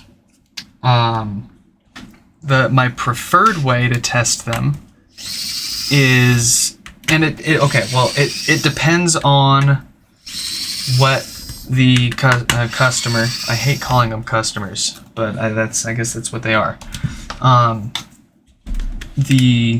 What the customer picks in their repair form. You've got a few options. I can reset and update it. I can just reset it, or I can not reset it at all, and you get it back exactly the way it was before it broke. If you pick to have it reset and updated, by far and large, the majority of people opt to have them updated and reset. Even if they're already on the latest OS, they still end up picking that. And if that's the case, that's what I usually prefer too, because then I can just reset it, set it up with my test phone and test account, play some music through it, and let it continue playing overnight. And then the next day, I come in, I reset them, I bring them all into the living room, and I do another real quick setup and reset before I pack them up. And that catches like 99.9% of any issues that we might have missed or caused.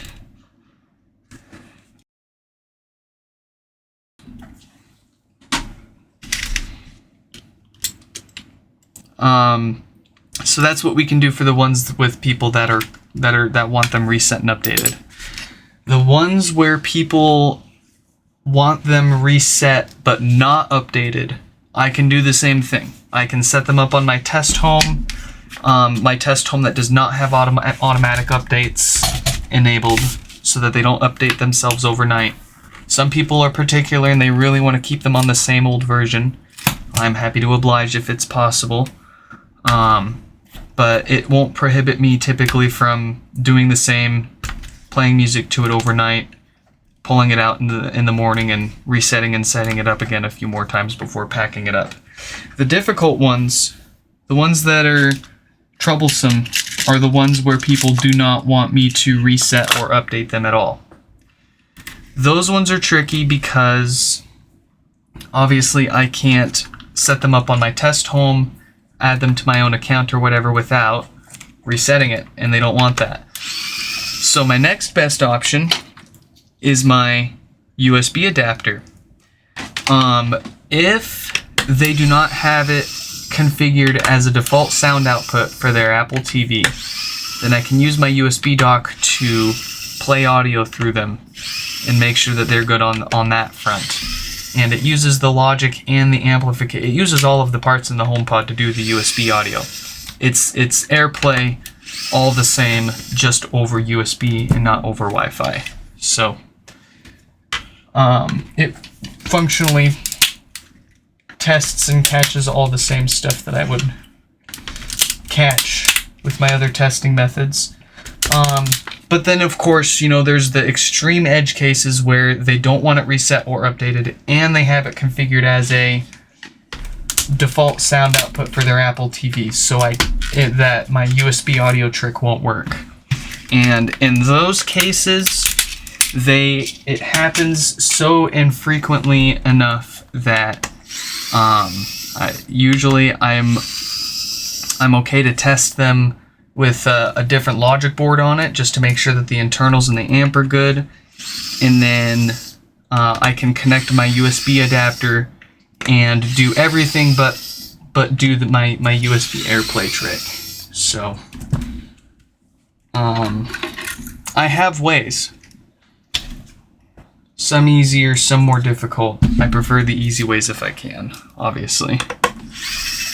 But they all usually catch the same issues if there are any showstoppers before they get shipped back out.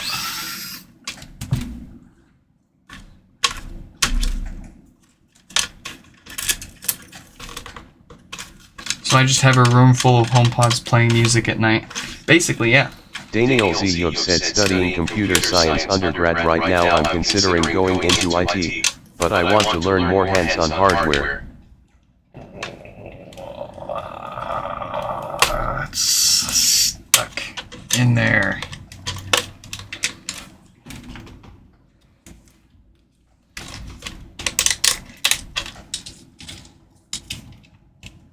Yeah, I can't speak much about college because I have no college education. Hell, I dropped out of high school and got my GED sophomore year.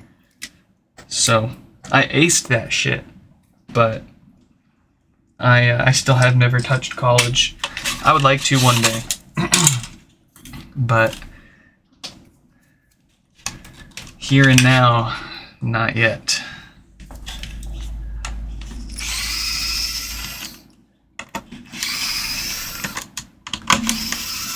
I don't have the HomePods like blasting music all the time, though. Of course, that would be pretty crazy. But I don't have to have the volume turned up all that much to reproduce many of the issues that they would have. So it's not obnoxious, and you pretty much don't even hear it in the rest of the house. Unless it's like dead quiet, then you hear stuff going. It's kind of crazy. When you turn them all up. When I'm really, like today, this week, super busy. I've got a whole bunch of HomePods here that I'm going to have to test and reset and update. but it makes for great content. As far as having a room full of HomePods and making my power flicker from the power draw of them all hitting the base at the same time. It's so fun.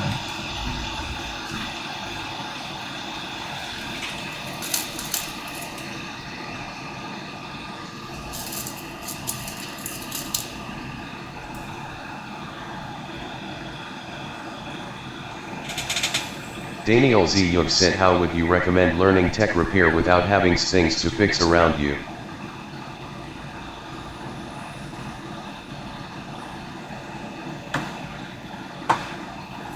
How would you recommend learning tech repair without having things to fix around you? You know? Stefan said, blast them all at 100% volume the whole night. No. That's a good question. How do you recommend learning tech repair without having things to fix? A lot of what I learned before even trying anything myself,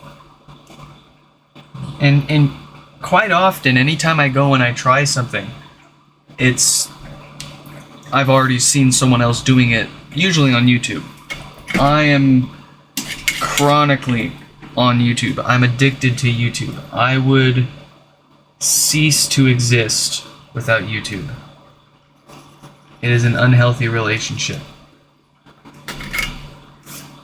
But at the same time, I mean, I feel like I've learned so much just from watching other people fix stuff. Stefan said, just break stuff to face with rolling eyes.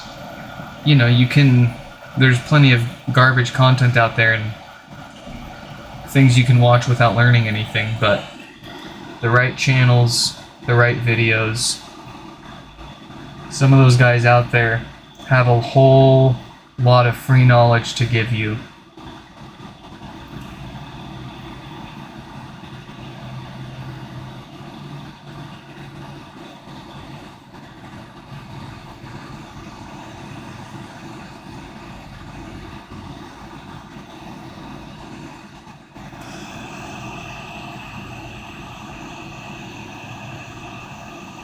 There we go. I was wondering what they were doing there.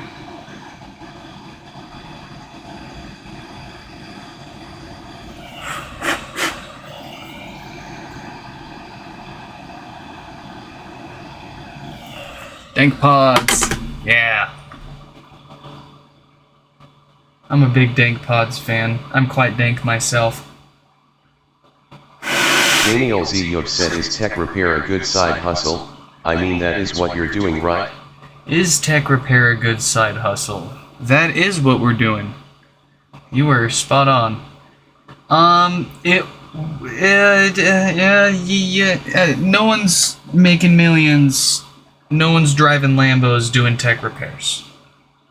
It's not the most rewarding, financially speaking.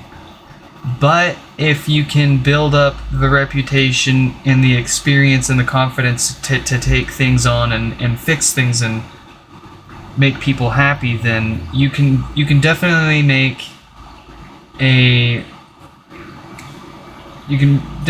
make yourself a much more comfortable living. Like it's certainly helped offset the increasing cost of living for us, and we had since I've started fixing HomePods, I've had a kid, and man, those are expensive. But it's hurt way less having this as a side hustle, as you put it. I'm a registered business, so I'm not doing any of this like under the table. We're doing this in plain sight, paying our taxes and what have you.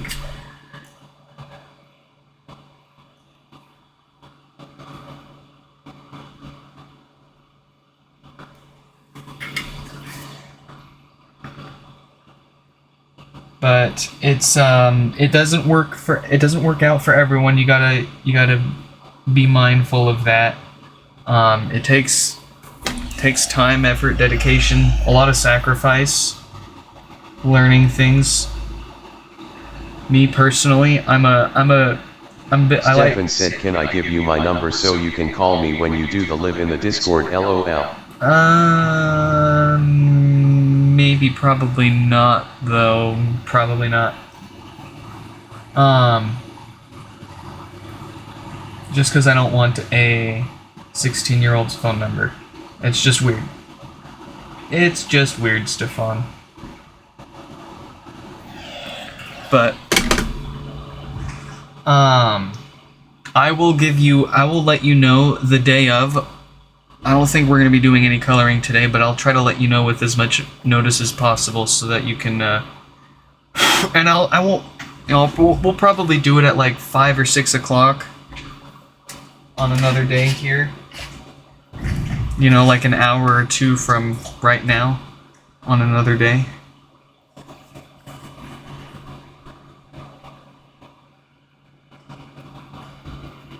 Daniel Ziyub said, yeah, beats the inconsistent serving job, haha my.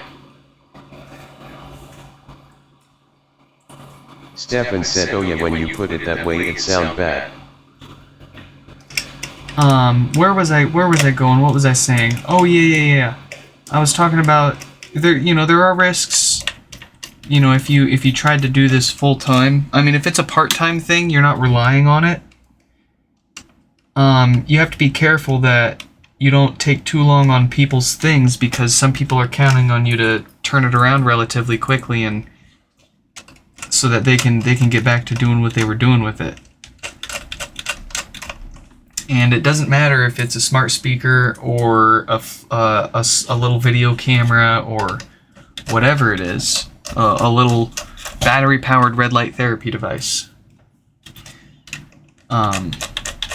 It's a fine balance between how much time can you spend and take from people learning how to fix things for the first few times.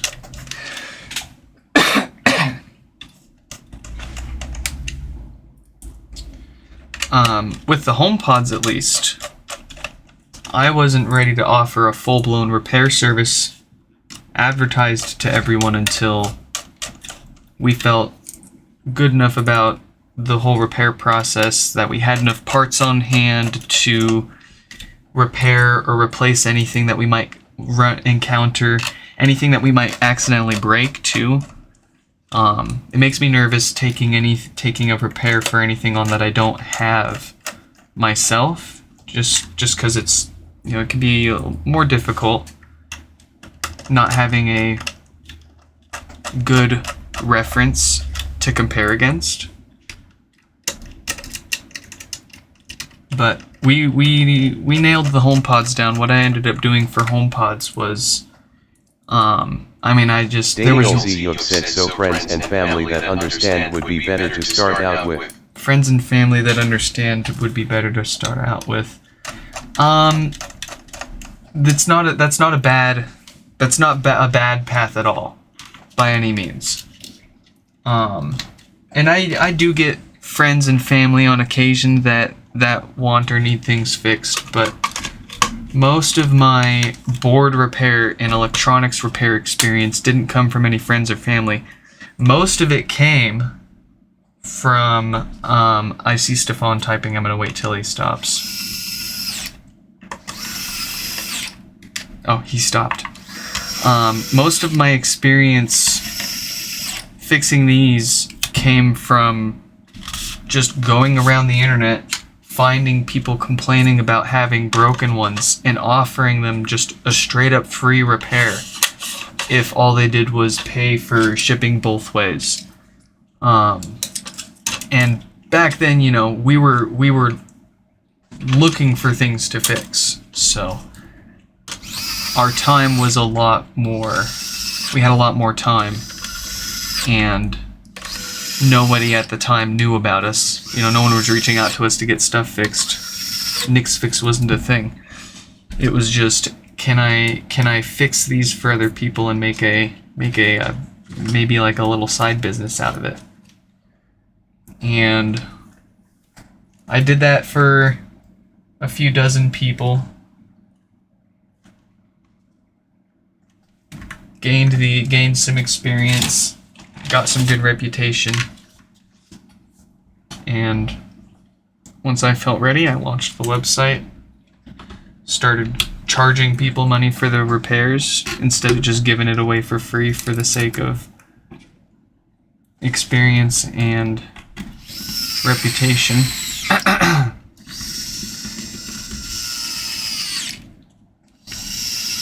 There's different ways to go about it. That was my way. And I got kind of lucky with HomePods because like I said, there wasn't anyone out there fixing them. No one really even knew how to fix them. So it was a huge opportunity just on a silver platter. It was just waiting for someone to take the time to sit down and spend a little time and effort on it and figure it out. And then approach it with a decent business perspective, right? Because we could sit here and just do a totally blind repair service and be like any other electronics repair service out there, but that wouldn't stand out, and it would take a lot longer to gain traction. I feel like we had to do something, a little different. And especially when you're asking people to mail you their $200 to $300 speaker with their personal data on it to some stranger on the internet and pay you for it. It's a lot of trust to place and hope that you're going to get what you expect fixed and back, and not just totally scammed.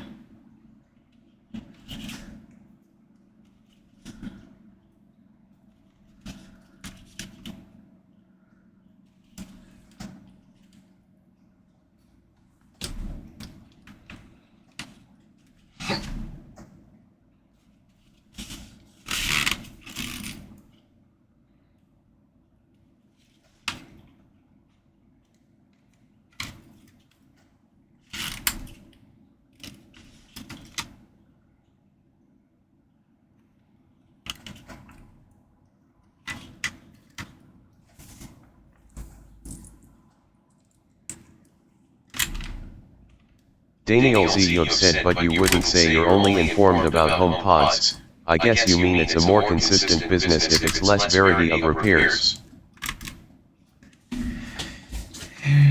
Yeah.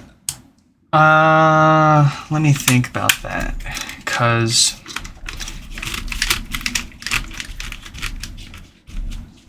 we've got a lot of experience in the HomePod, but the HomePod's also what, over the years of fixing so many of these and coming across issues that we were less familiar with or haven't ran into yet, the more familiar we become with the HomePod itself, then the better we get at diagnosing new issues, which then carries over to other electronics devices. Like prior to learning how to fix HomePods, I thought that it was in my head pretty much that being able to fix no power, for example, being able to fix anything, like any electronics device, is just this huge magic skill. And what I learned is things are pretty much all put together and work the same, and they all use the same parts. And once you figure that out, then you learn usually what goes wrong or how things go wrong based on what the actual issue is too. Like, for example, no power. I originally thought no power in a HomePod being just a shorted diode, like, well, that was just specific to HomePods. But no. No power is quite commonly a shorted component if in any device. It's kind of cool, because then you start thinking about taking on other things to fix and then you take those skills. Like the other day, we tried voltage injection for the first time on a Mini, and well, we were familiar and comfortable with the HomePods and the Minis. We knew how those worked, so we were comfortable with learning how to do voltage injection to find shorts on the Mini first. And now we've done it. Now I feel confident enough to use that method on other devices. And I know how to do it in the first place.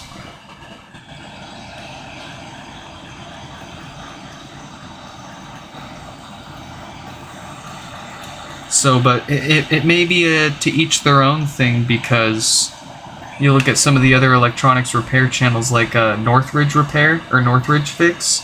If I'm not mistaken, they've pretty much always been a general electronics repair shop, and they never really specialized in any one thing.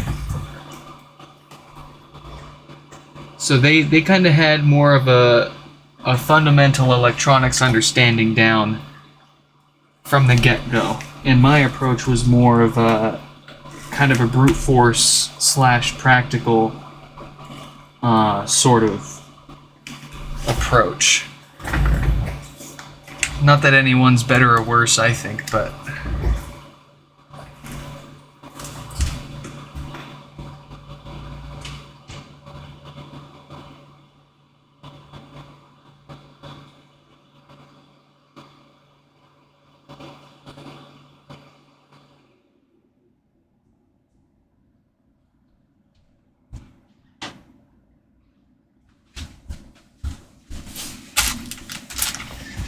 all right. I'm having trouble connecting. We've got power back on their first one here. Let's grab the second one. Ooh, no bass. Exciting.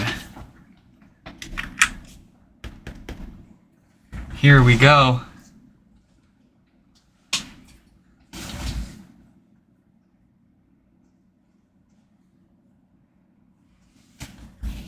Let's get that up on the screen too. No bass. Daniel Z said, really cool man, I appreciate your input. Just got my first workstation and soldering iron, so on a way I go to try to fix some things for my friends. Ooh, very exciting. Yeah, just take it one or two, just start with simple, easy, bigger things to fix and replace and repair, like larger components.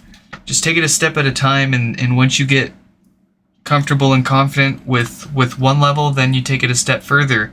You know, start with simple through-hole components, and then once you've mastered through-hole, then step up to surface mount components, and then once you've got good at larger surface mount, then get to the smaller surface mount stuff, and then from there, you can move on to the more complicated stuff like QFNs and BGA chips and but 80 to 90% of the stuff you need to worry about is just through-hole and SMD stuff. Most of the God help you if you got to deal with chips and BGA. But I'm having trouble. Ooh, that is definitely no bass whatsoever. Wow, that's impressive that they still have all of the plastic on both of their pods there. But here we go. Let's get this. Mill said, I'm back. What did I miss? Xiaomi 3444 here. Let's let them know they're up next.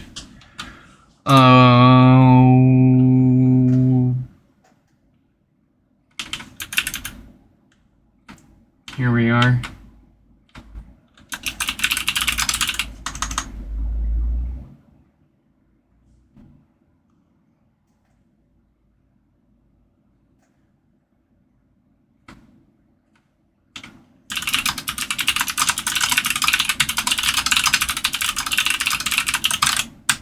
All right, Xiaomi has been. Daniel Z said through hole. What is that? I don't know any of the words you said. LMAO. I've really only done like batter replacements and internal cleaning. Daniel Z. You've said battery.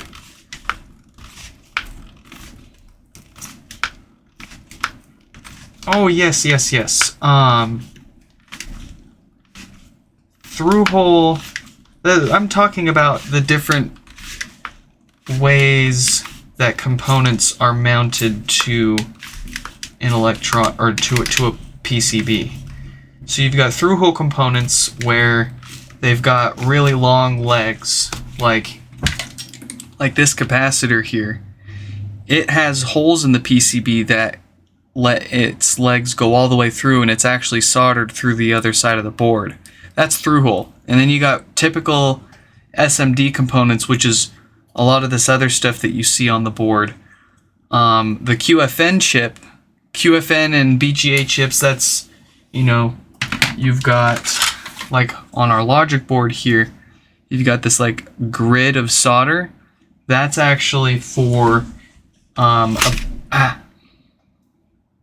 it's actually for a bunch of little solder balls. Did I cut myself? Did I bleed? Just a little. I'll be right back.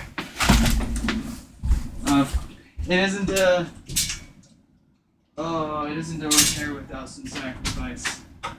Sam.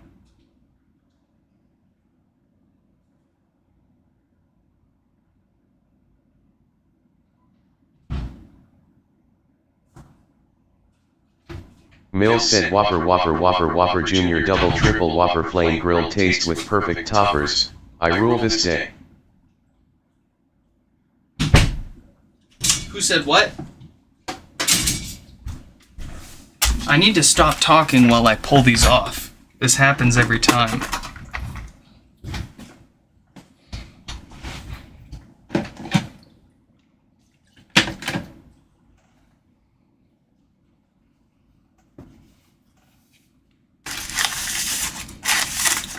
Let's see, what do I got here? Anything big enough? That's a pretty... Stefan said Tim finally got the blood sacrifice. Yeah, Tim got what he wanted this time.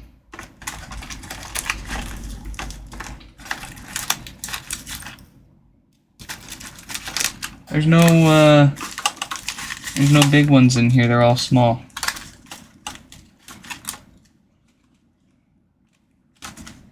Why are these all small?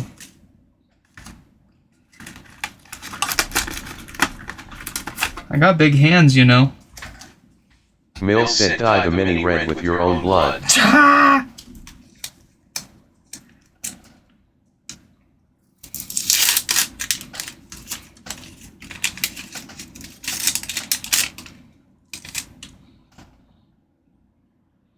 Alright, thankfully, we didn't get any blood on anyone's stuff here.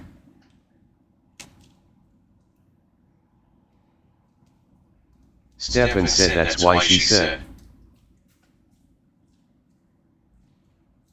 Oh, wow.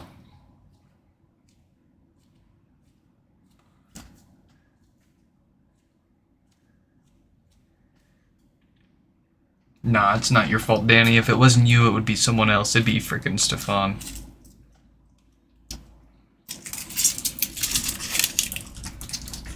Alright. We are set.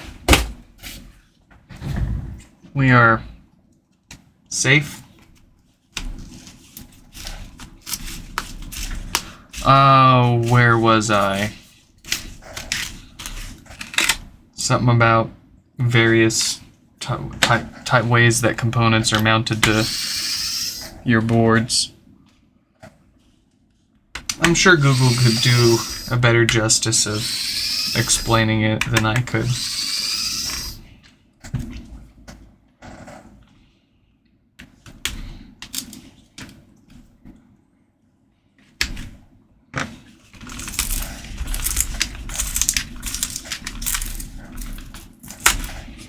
Stefan said, hey guys, did you know that in terms of What? What? What?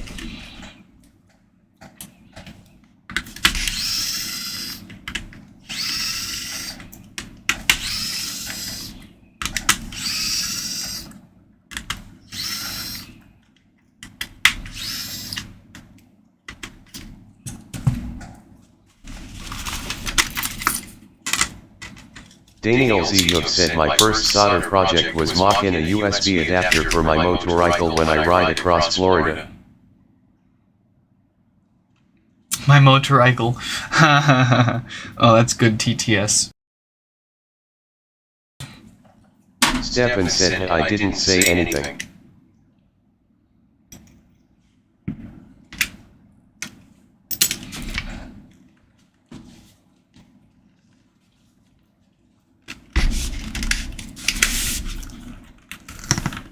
Ooh. Oh. There's your problem. There's your problem. We've got... Daniel Ziyuk said yeah, great spelling by me.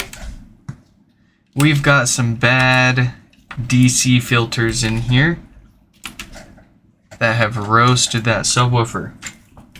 Those 4 filtering capacitors that you see us replace on the amp before we do anything else inside of these HomePods. This is what happens. Ooh, squeaky. Mill said was my HomePod a good little boy.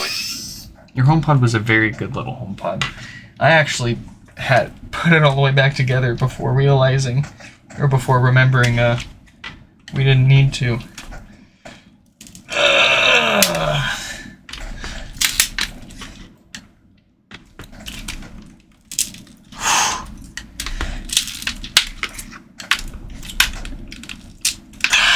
This one is not coming apart.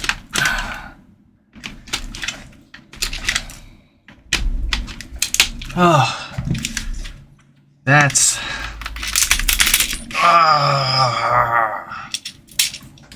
That's a workout.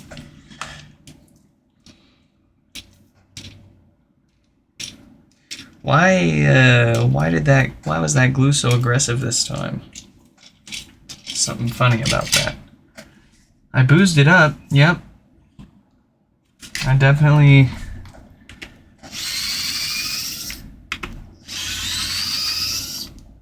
This one's just out to kill me.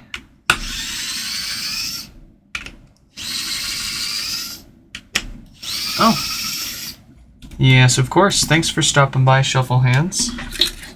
Hope to catch you in the next one, or another one soon. Ooh. Yeah. That is cooked. First name Tim.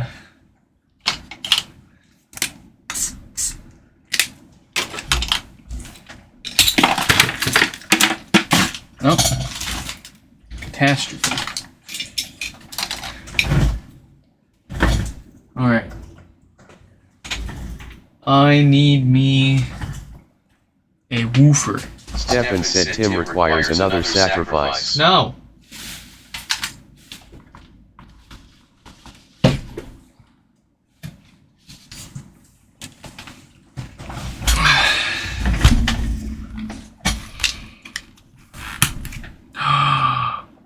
Stefan! Why did you...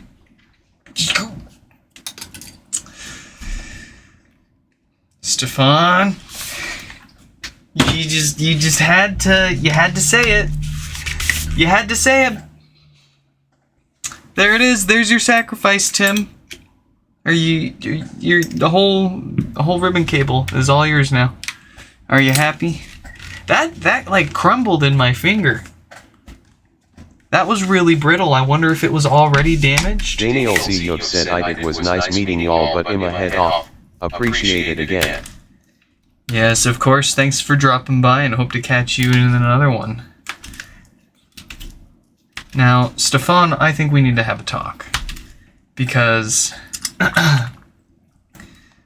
you said something and then immediately after that ribbon cable ripped.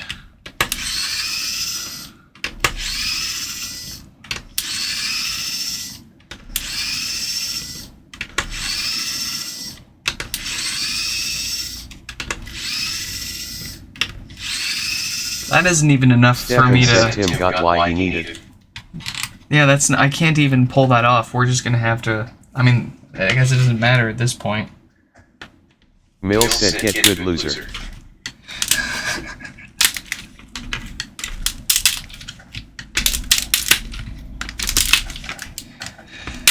Ooh, this is I've never I've ripped them, but I've never had to do it where I pry the basket off with it still attached. That is pain. That is pain.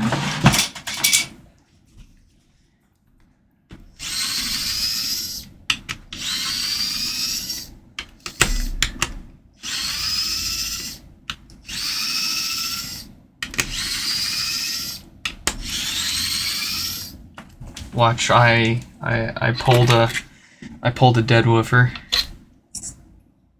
Nah. That's a good woofer. That's a good boy. Stefan said God stupid autocorrect every time I type what it corrects to what. Did this why did that break so easily?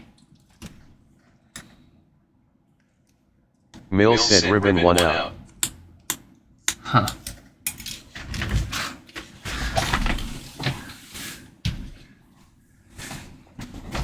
Okay. Back to it. Let's prevent our replacement woofer from succumbing to the same fate here.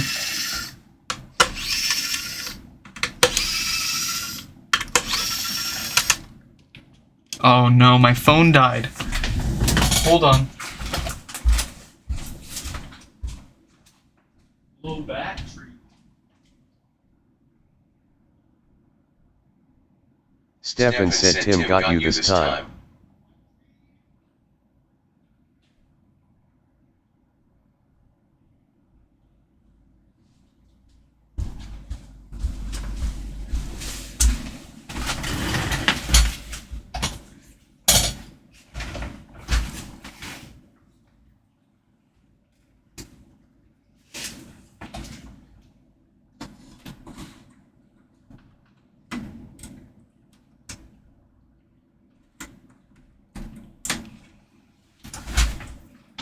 There we go. I think. Stefan said next thing on Tim's list is a subwoofer. Oh, well, that's not actually plugged in. There goes everything. There goes all of it.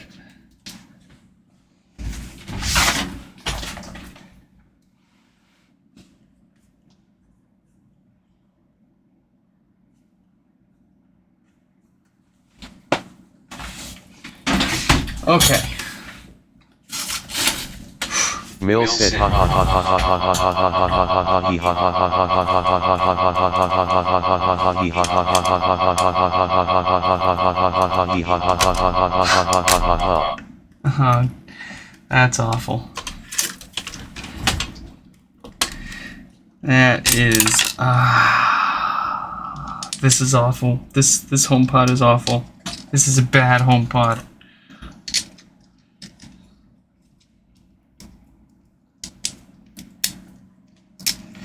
TTS was a bad idea. I'm not having a good time.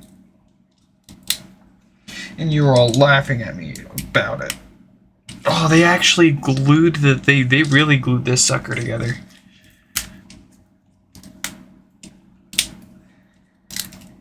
Tim said, you're gonna have to work to get into this one.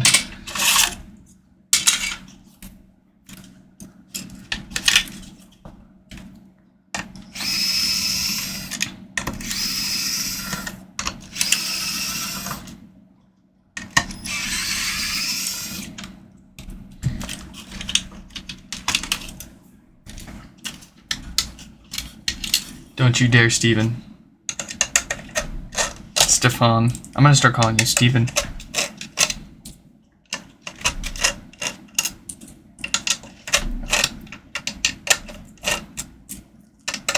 Stefan said MacBook Pro 16-inch Liquid Retina XDR display nano texture display M4 Max 16-core CPU, 40-core GPU, 16-core neural engine, 128 GB unified memory, 8 TB SSD storage, 140W USB-C power adapter. Mill said bad little HomePods get a spanking.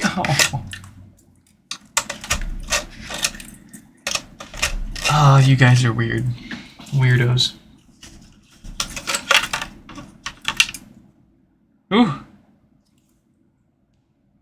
Ooh.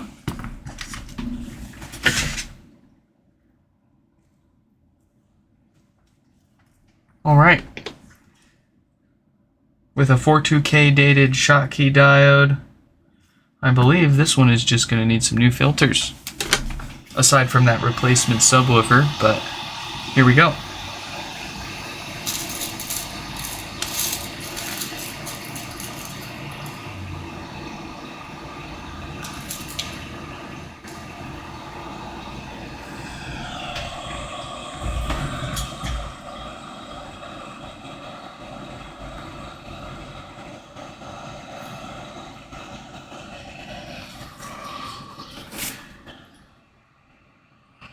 Why did my messages just disappear? This is incredibly annoying.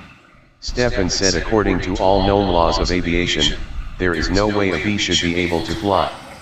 Its wings are too small to get its fat little body off the ground. The bee, of course, flies anyway.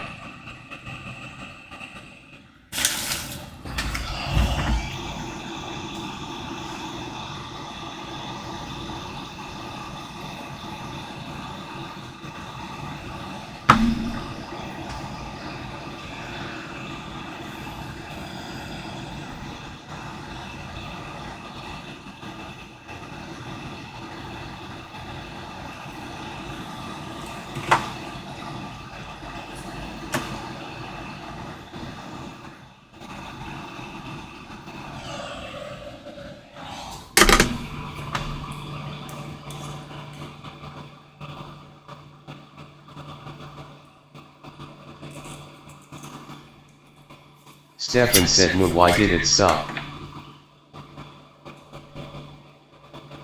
I don't know why what stopped. Oh, you must have ran out of tokens. You gotta pay me more.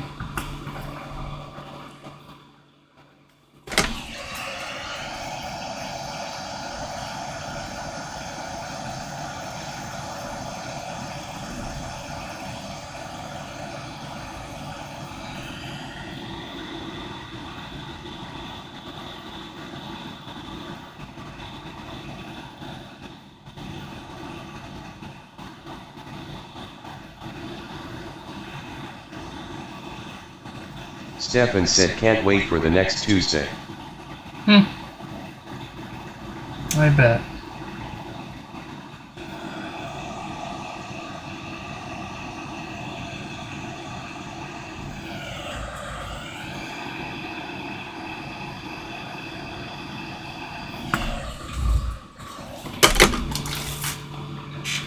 Mill said after today this channel will become patrons only.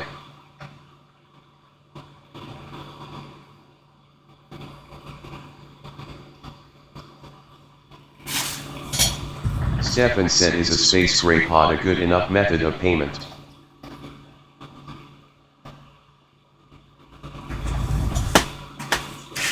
All right.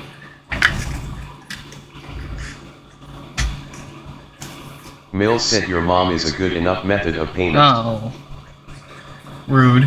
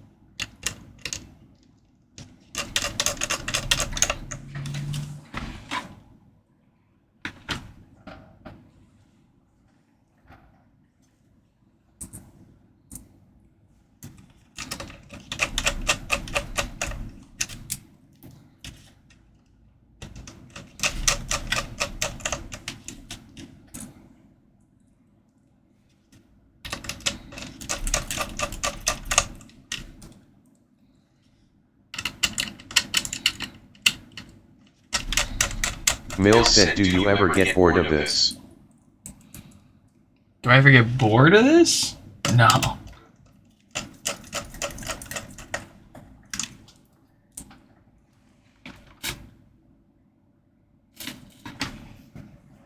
No, I don't get bored of this.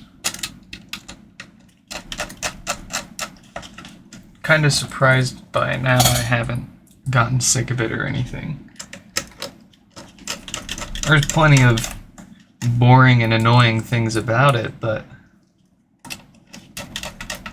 it in and of itself I still thoroughly enjoy.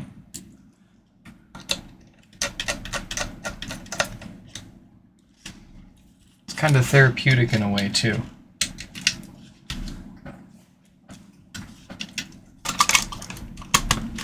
For most of them, just repeating the same. Stefan said A, B, C, D, E, F, G, H, I.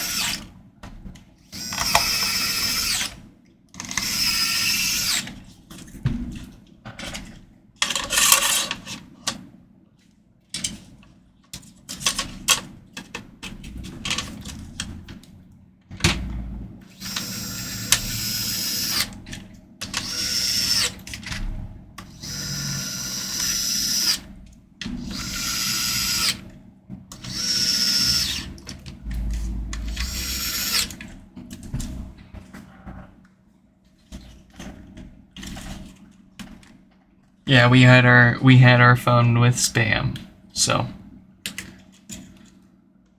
I think we all know what the spam sounds like by now.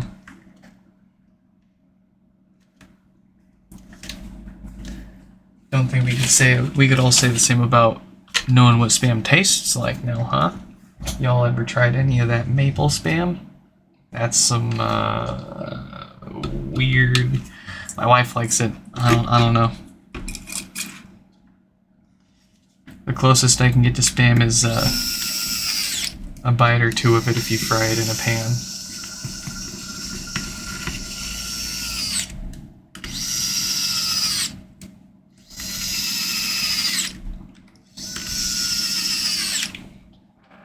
Stefan said, Nick, give me a HomePod.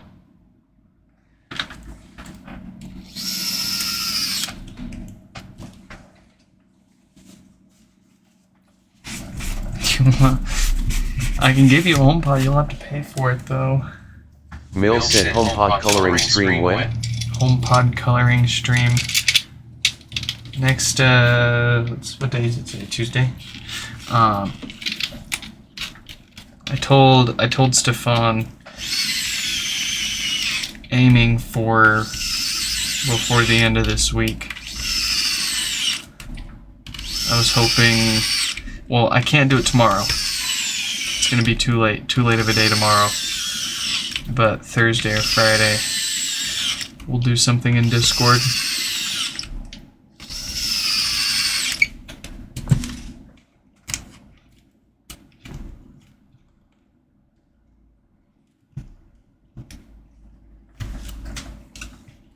Unless by some miracle, it works out tomorrow night.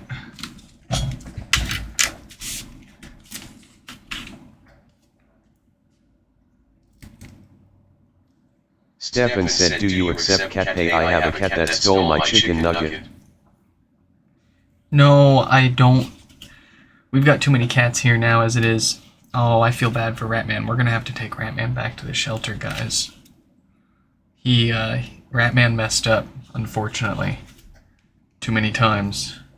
He just, up out of nowhere, swatted at my wife's face and ended up scratching her up pretty good on both of her ears.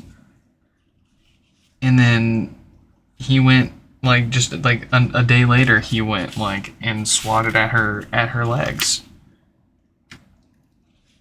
Mill said, isn't your life so much better right now than it was yesterday? It is more entertaining. I'll say that. It feels a lot less lonely in here with the TTS going off. I'll say that. But my wife is on her way home. She should be here any minute, so we are about all out of time here.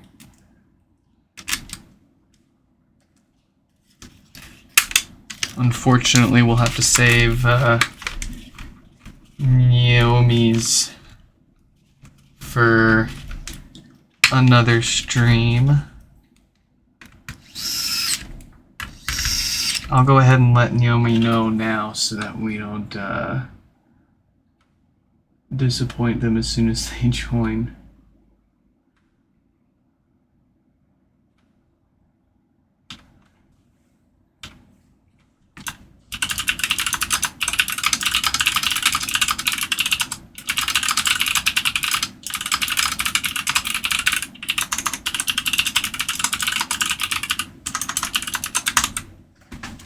Okay.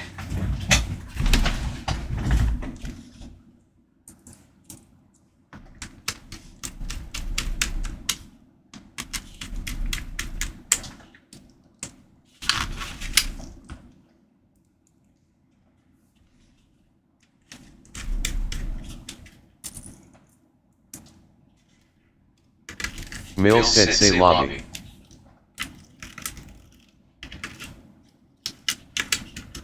Yeah, that's right.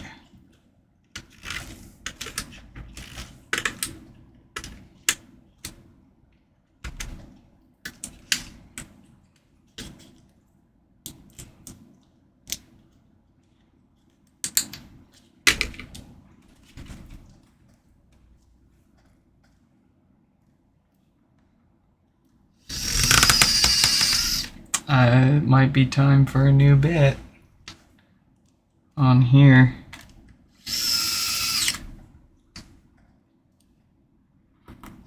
Stefan said Nick leave the Discord text-to-speech channel open so we can be a part of your day. No. No, no, no, no, no, no, no. No, no, no.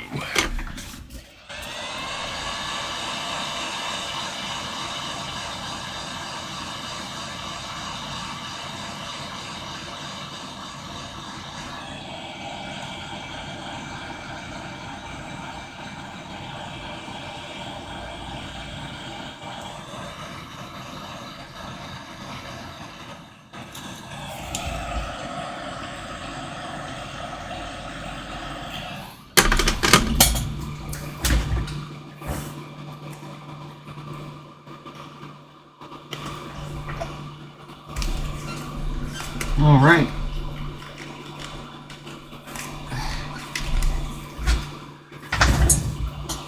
That should give us our base back. Mill said time after this to knock some bits around on the mini. No, unfortunately, we are all out of time. We're almost in the negative on time now. We've got a split here. We can at least check and make sure this is working. Stefan said imagine sitting in your living room and hearing HomePod is a HomePod made for your home. I'm having trouble connecting. Hey, we've got our base back. Beautiful. All I'm right. I'm having trouble. Shut it. Folks, I hope you all enjoyed this live stream repair. And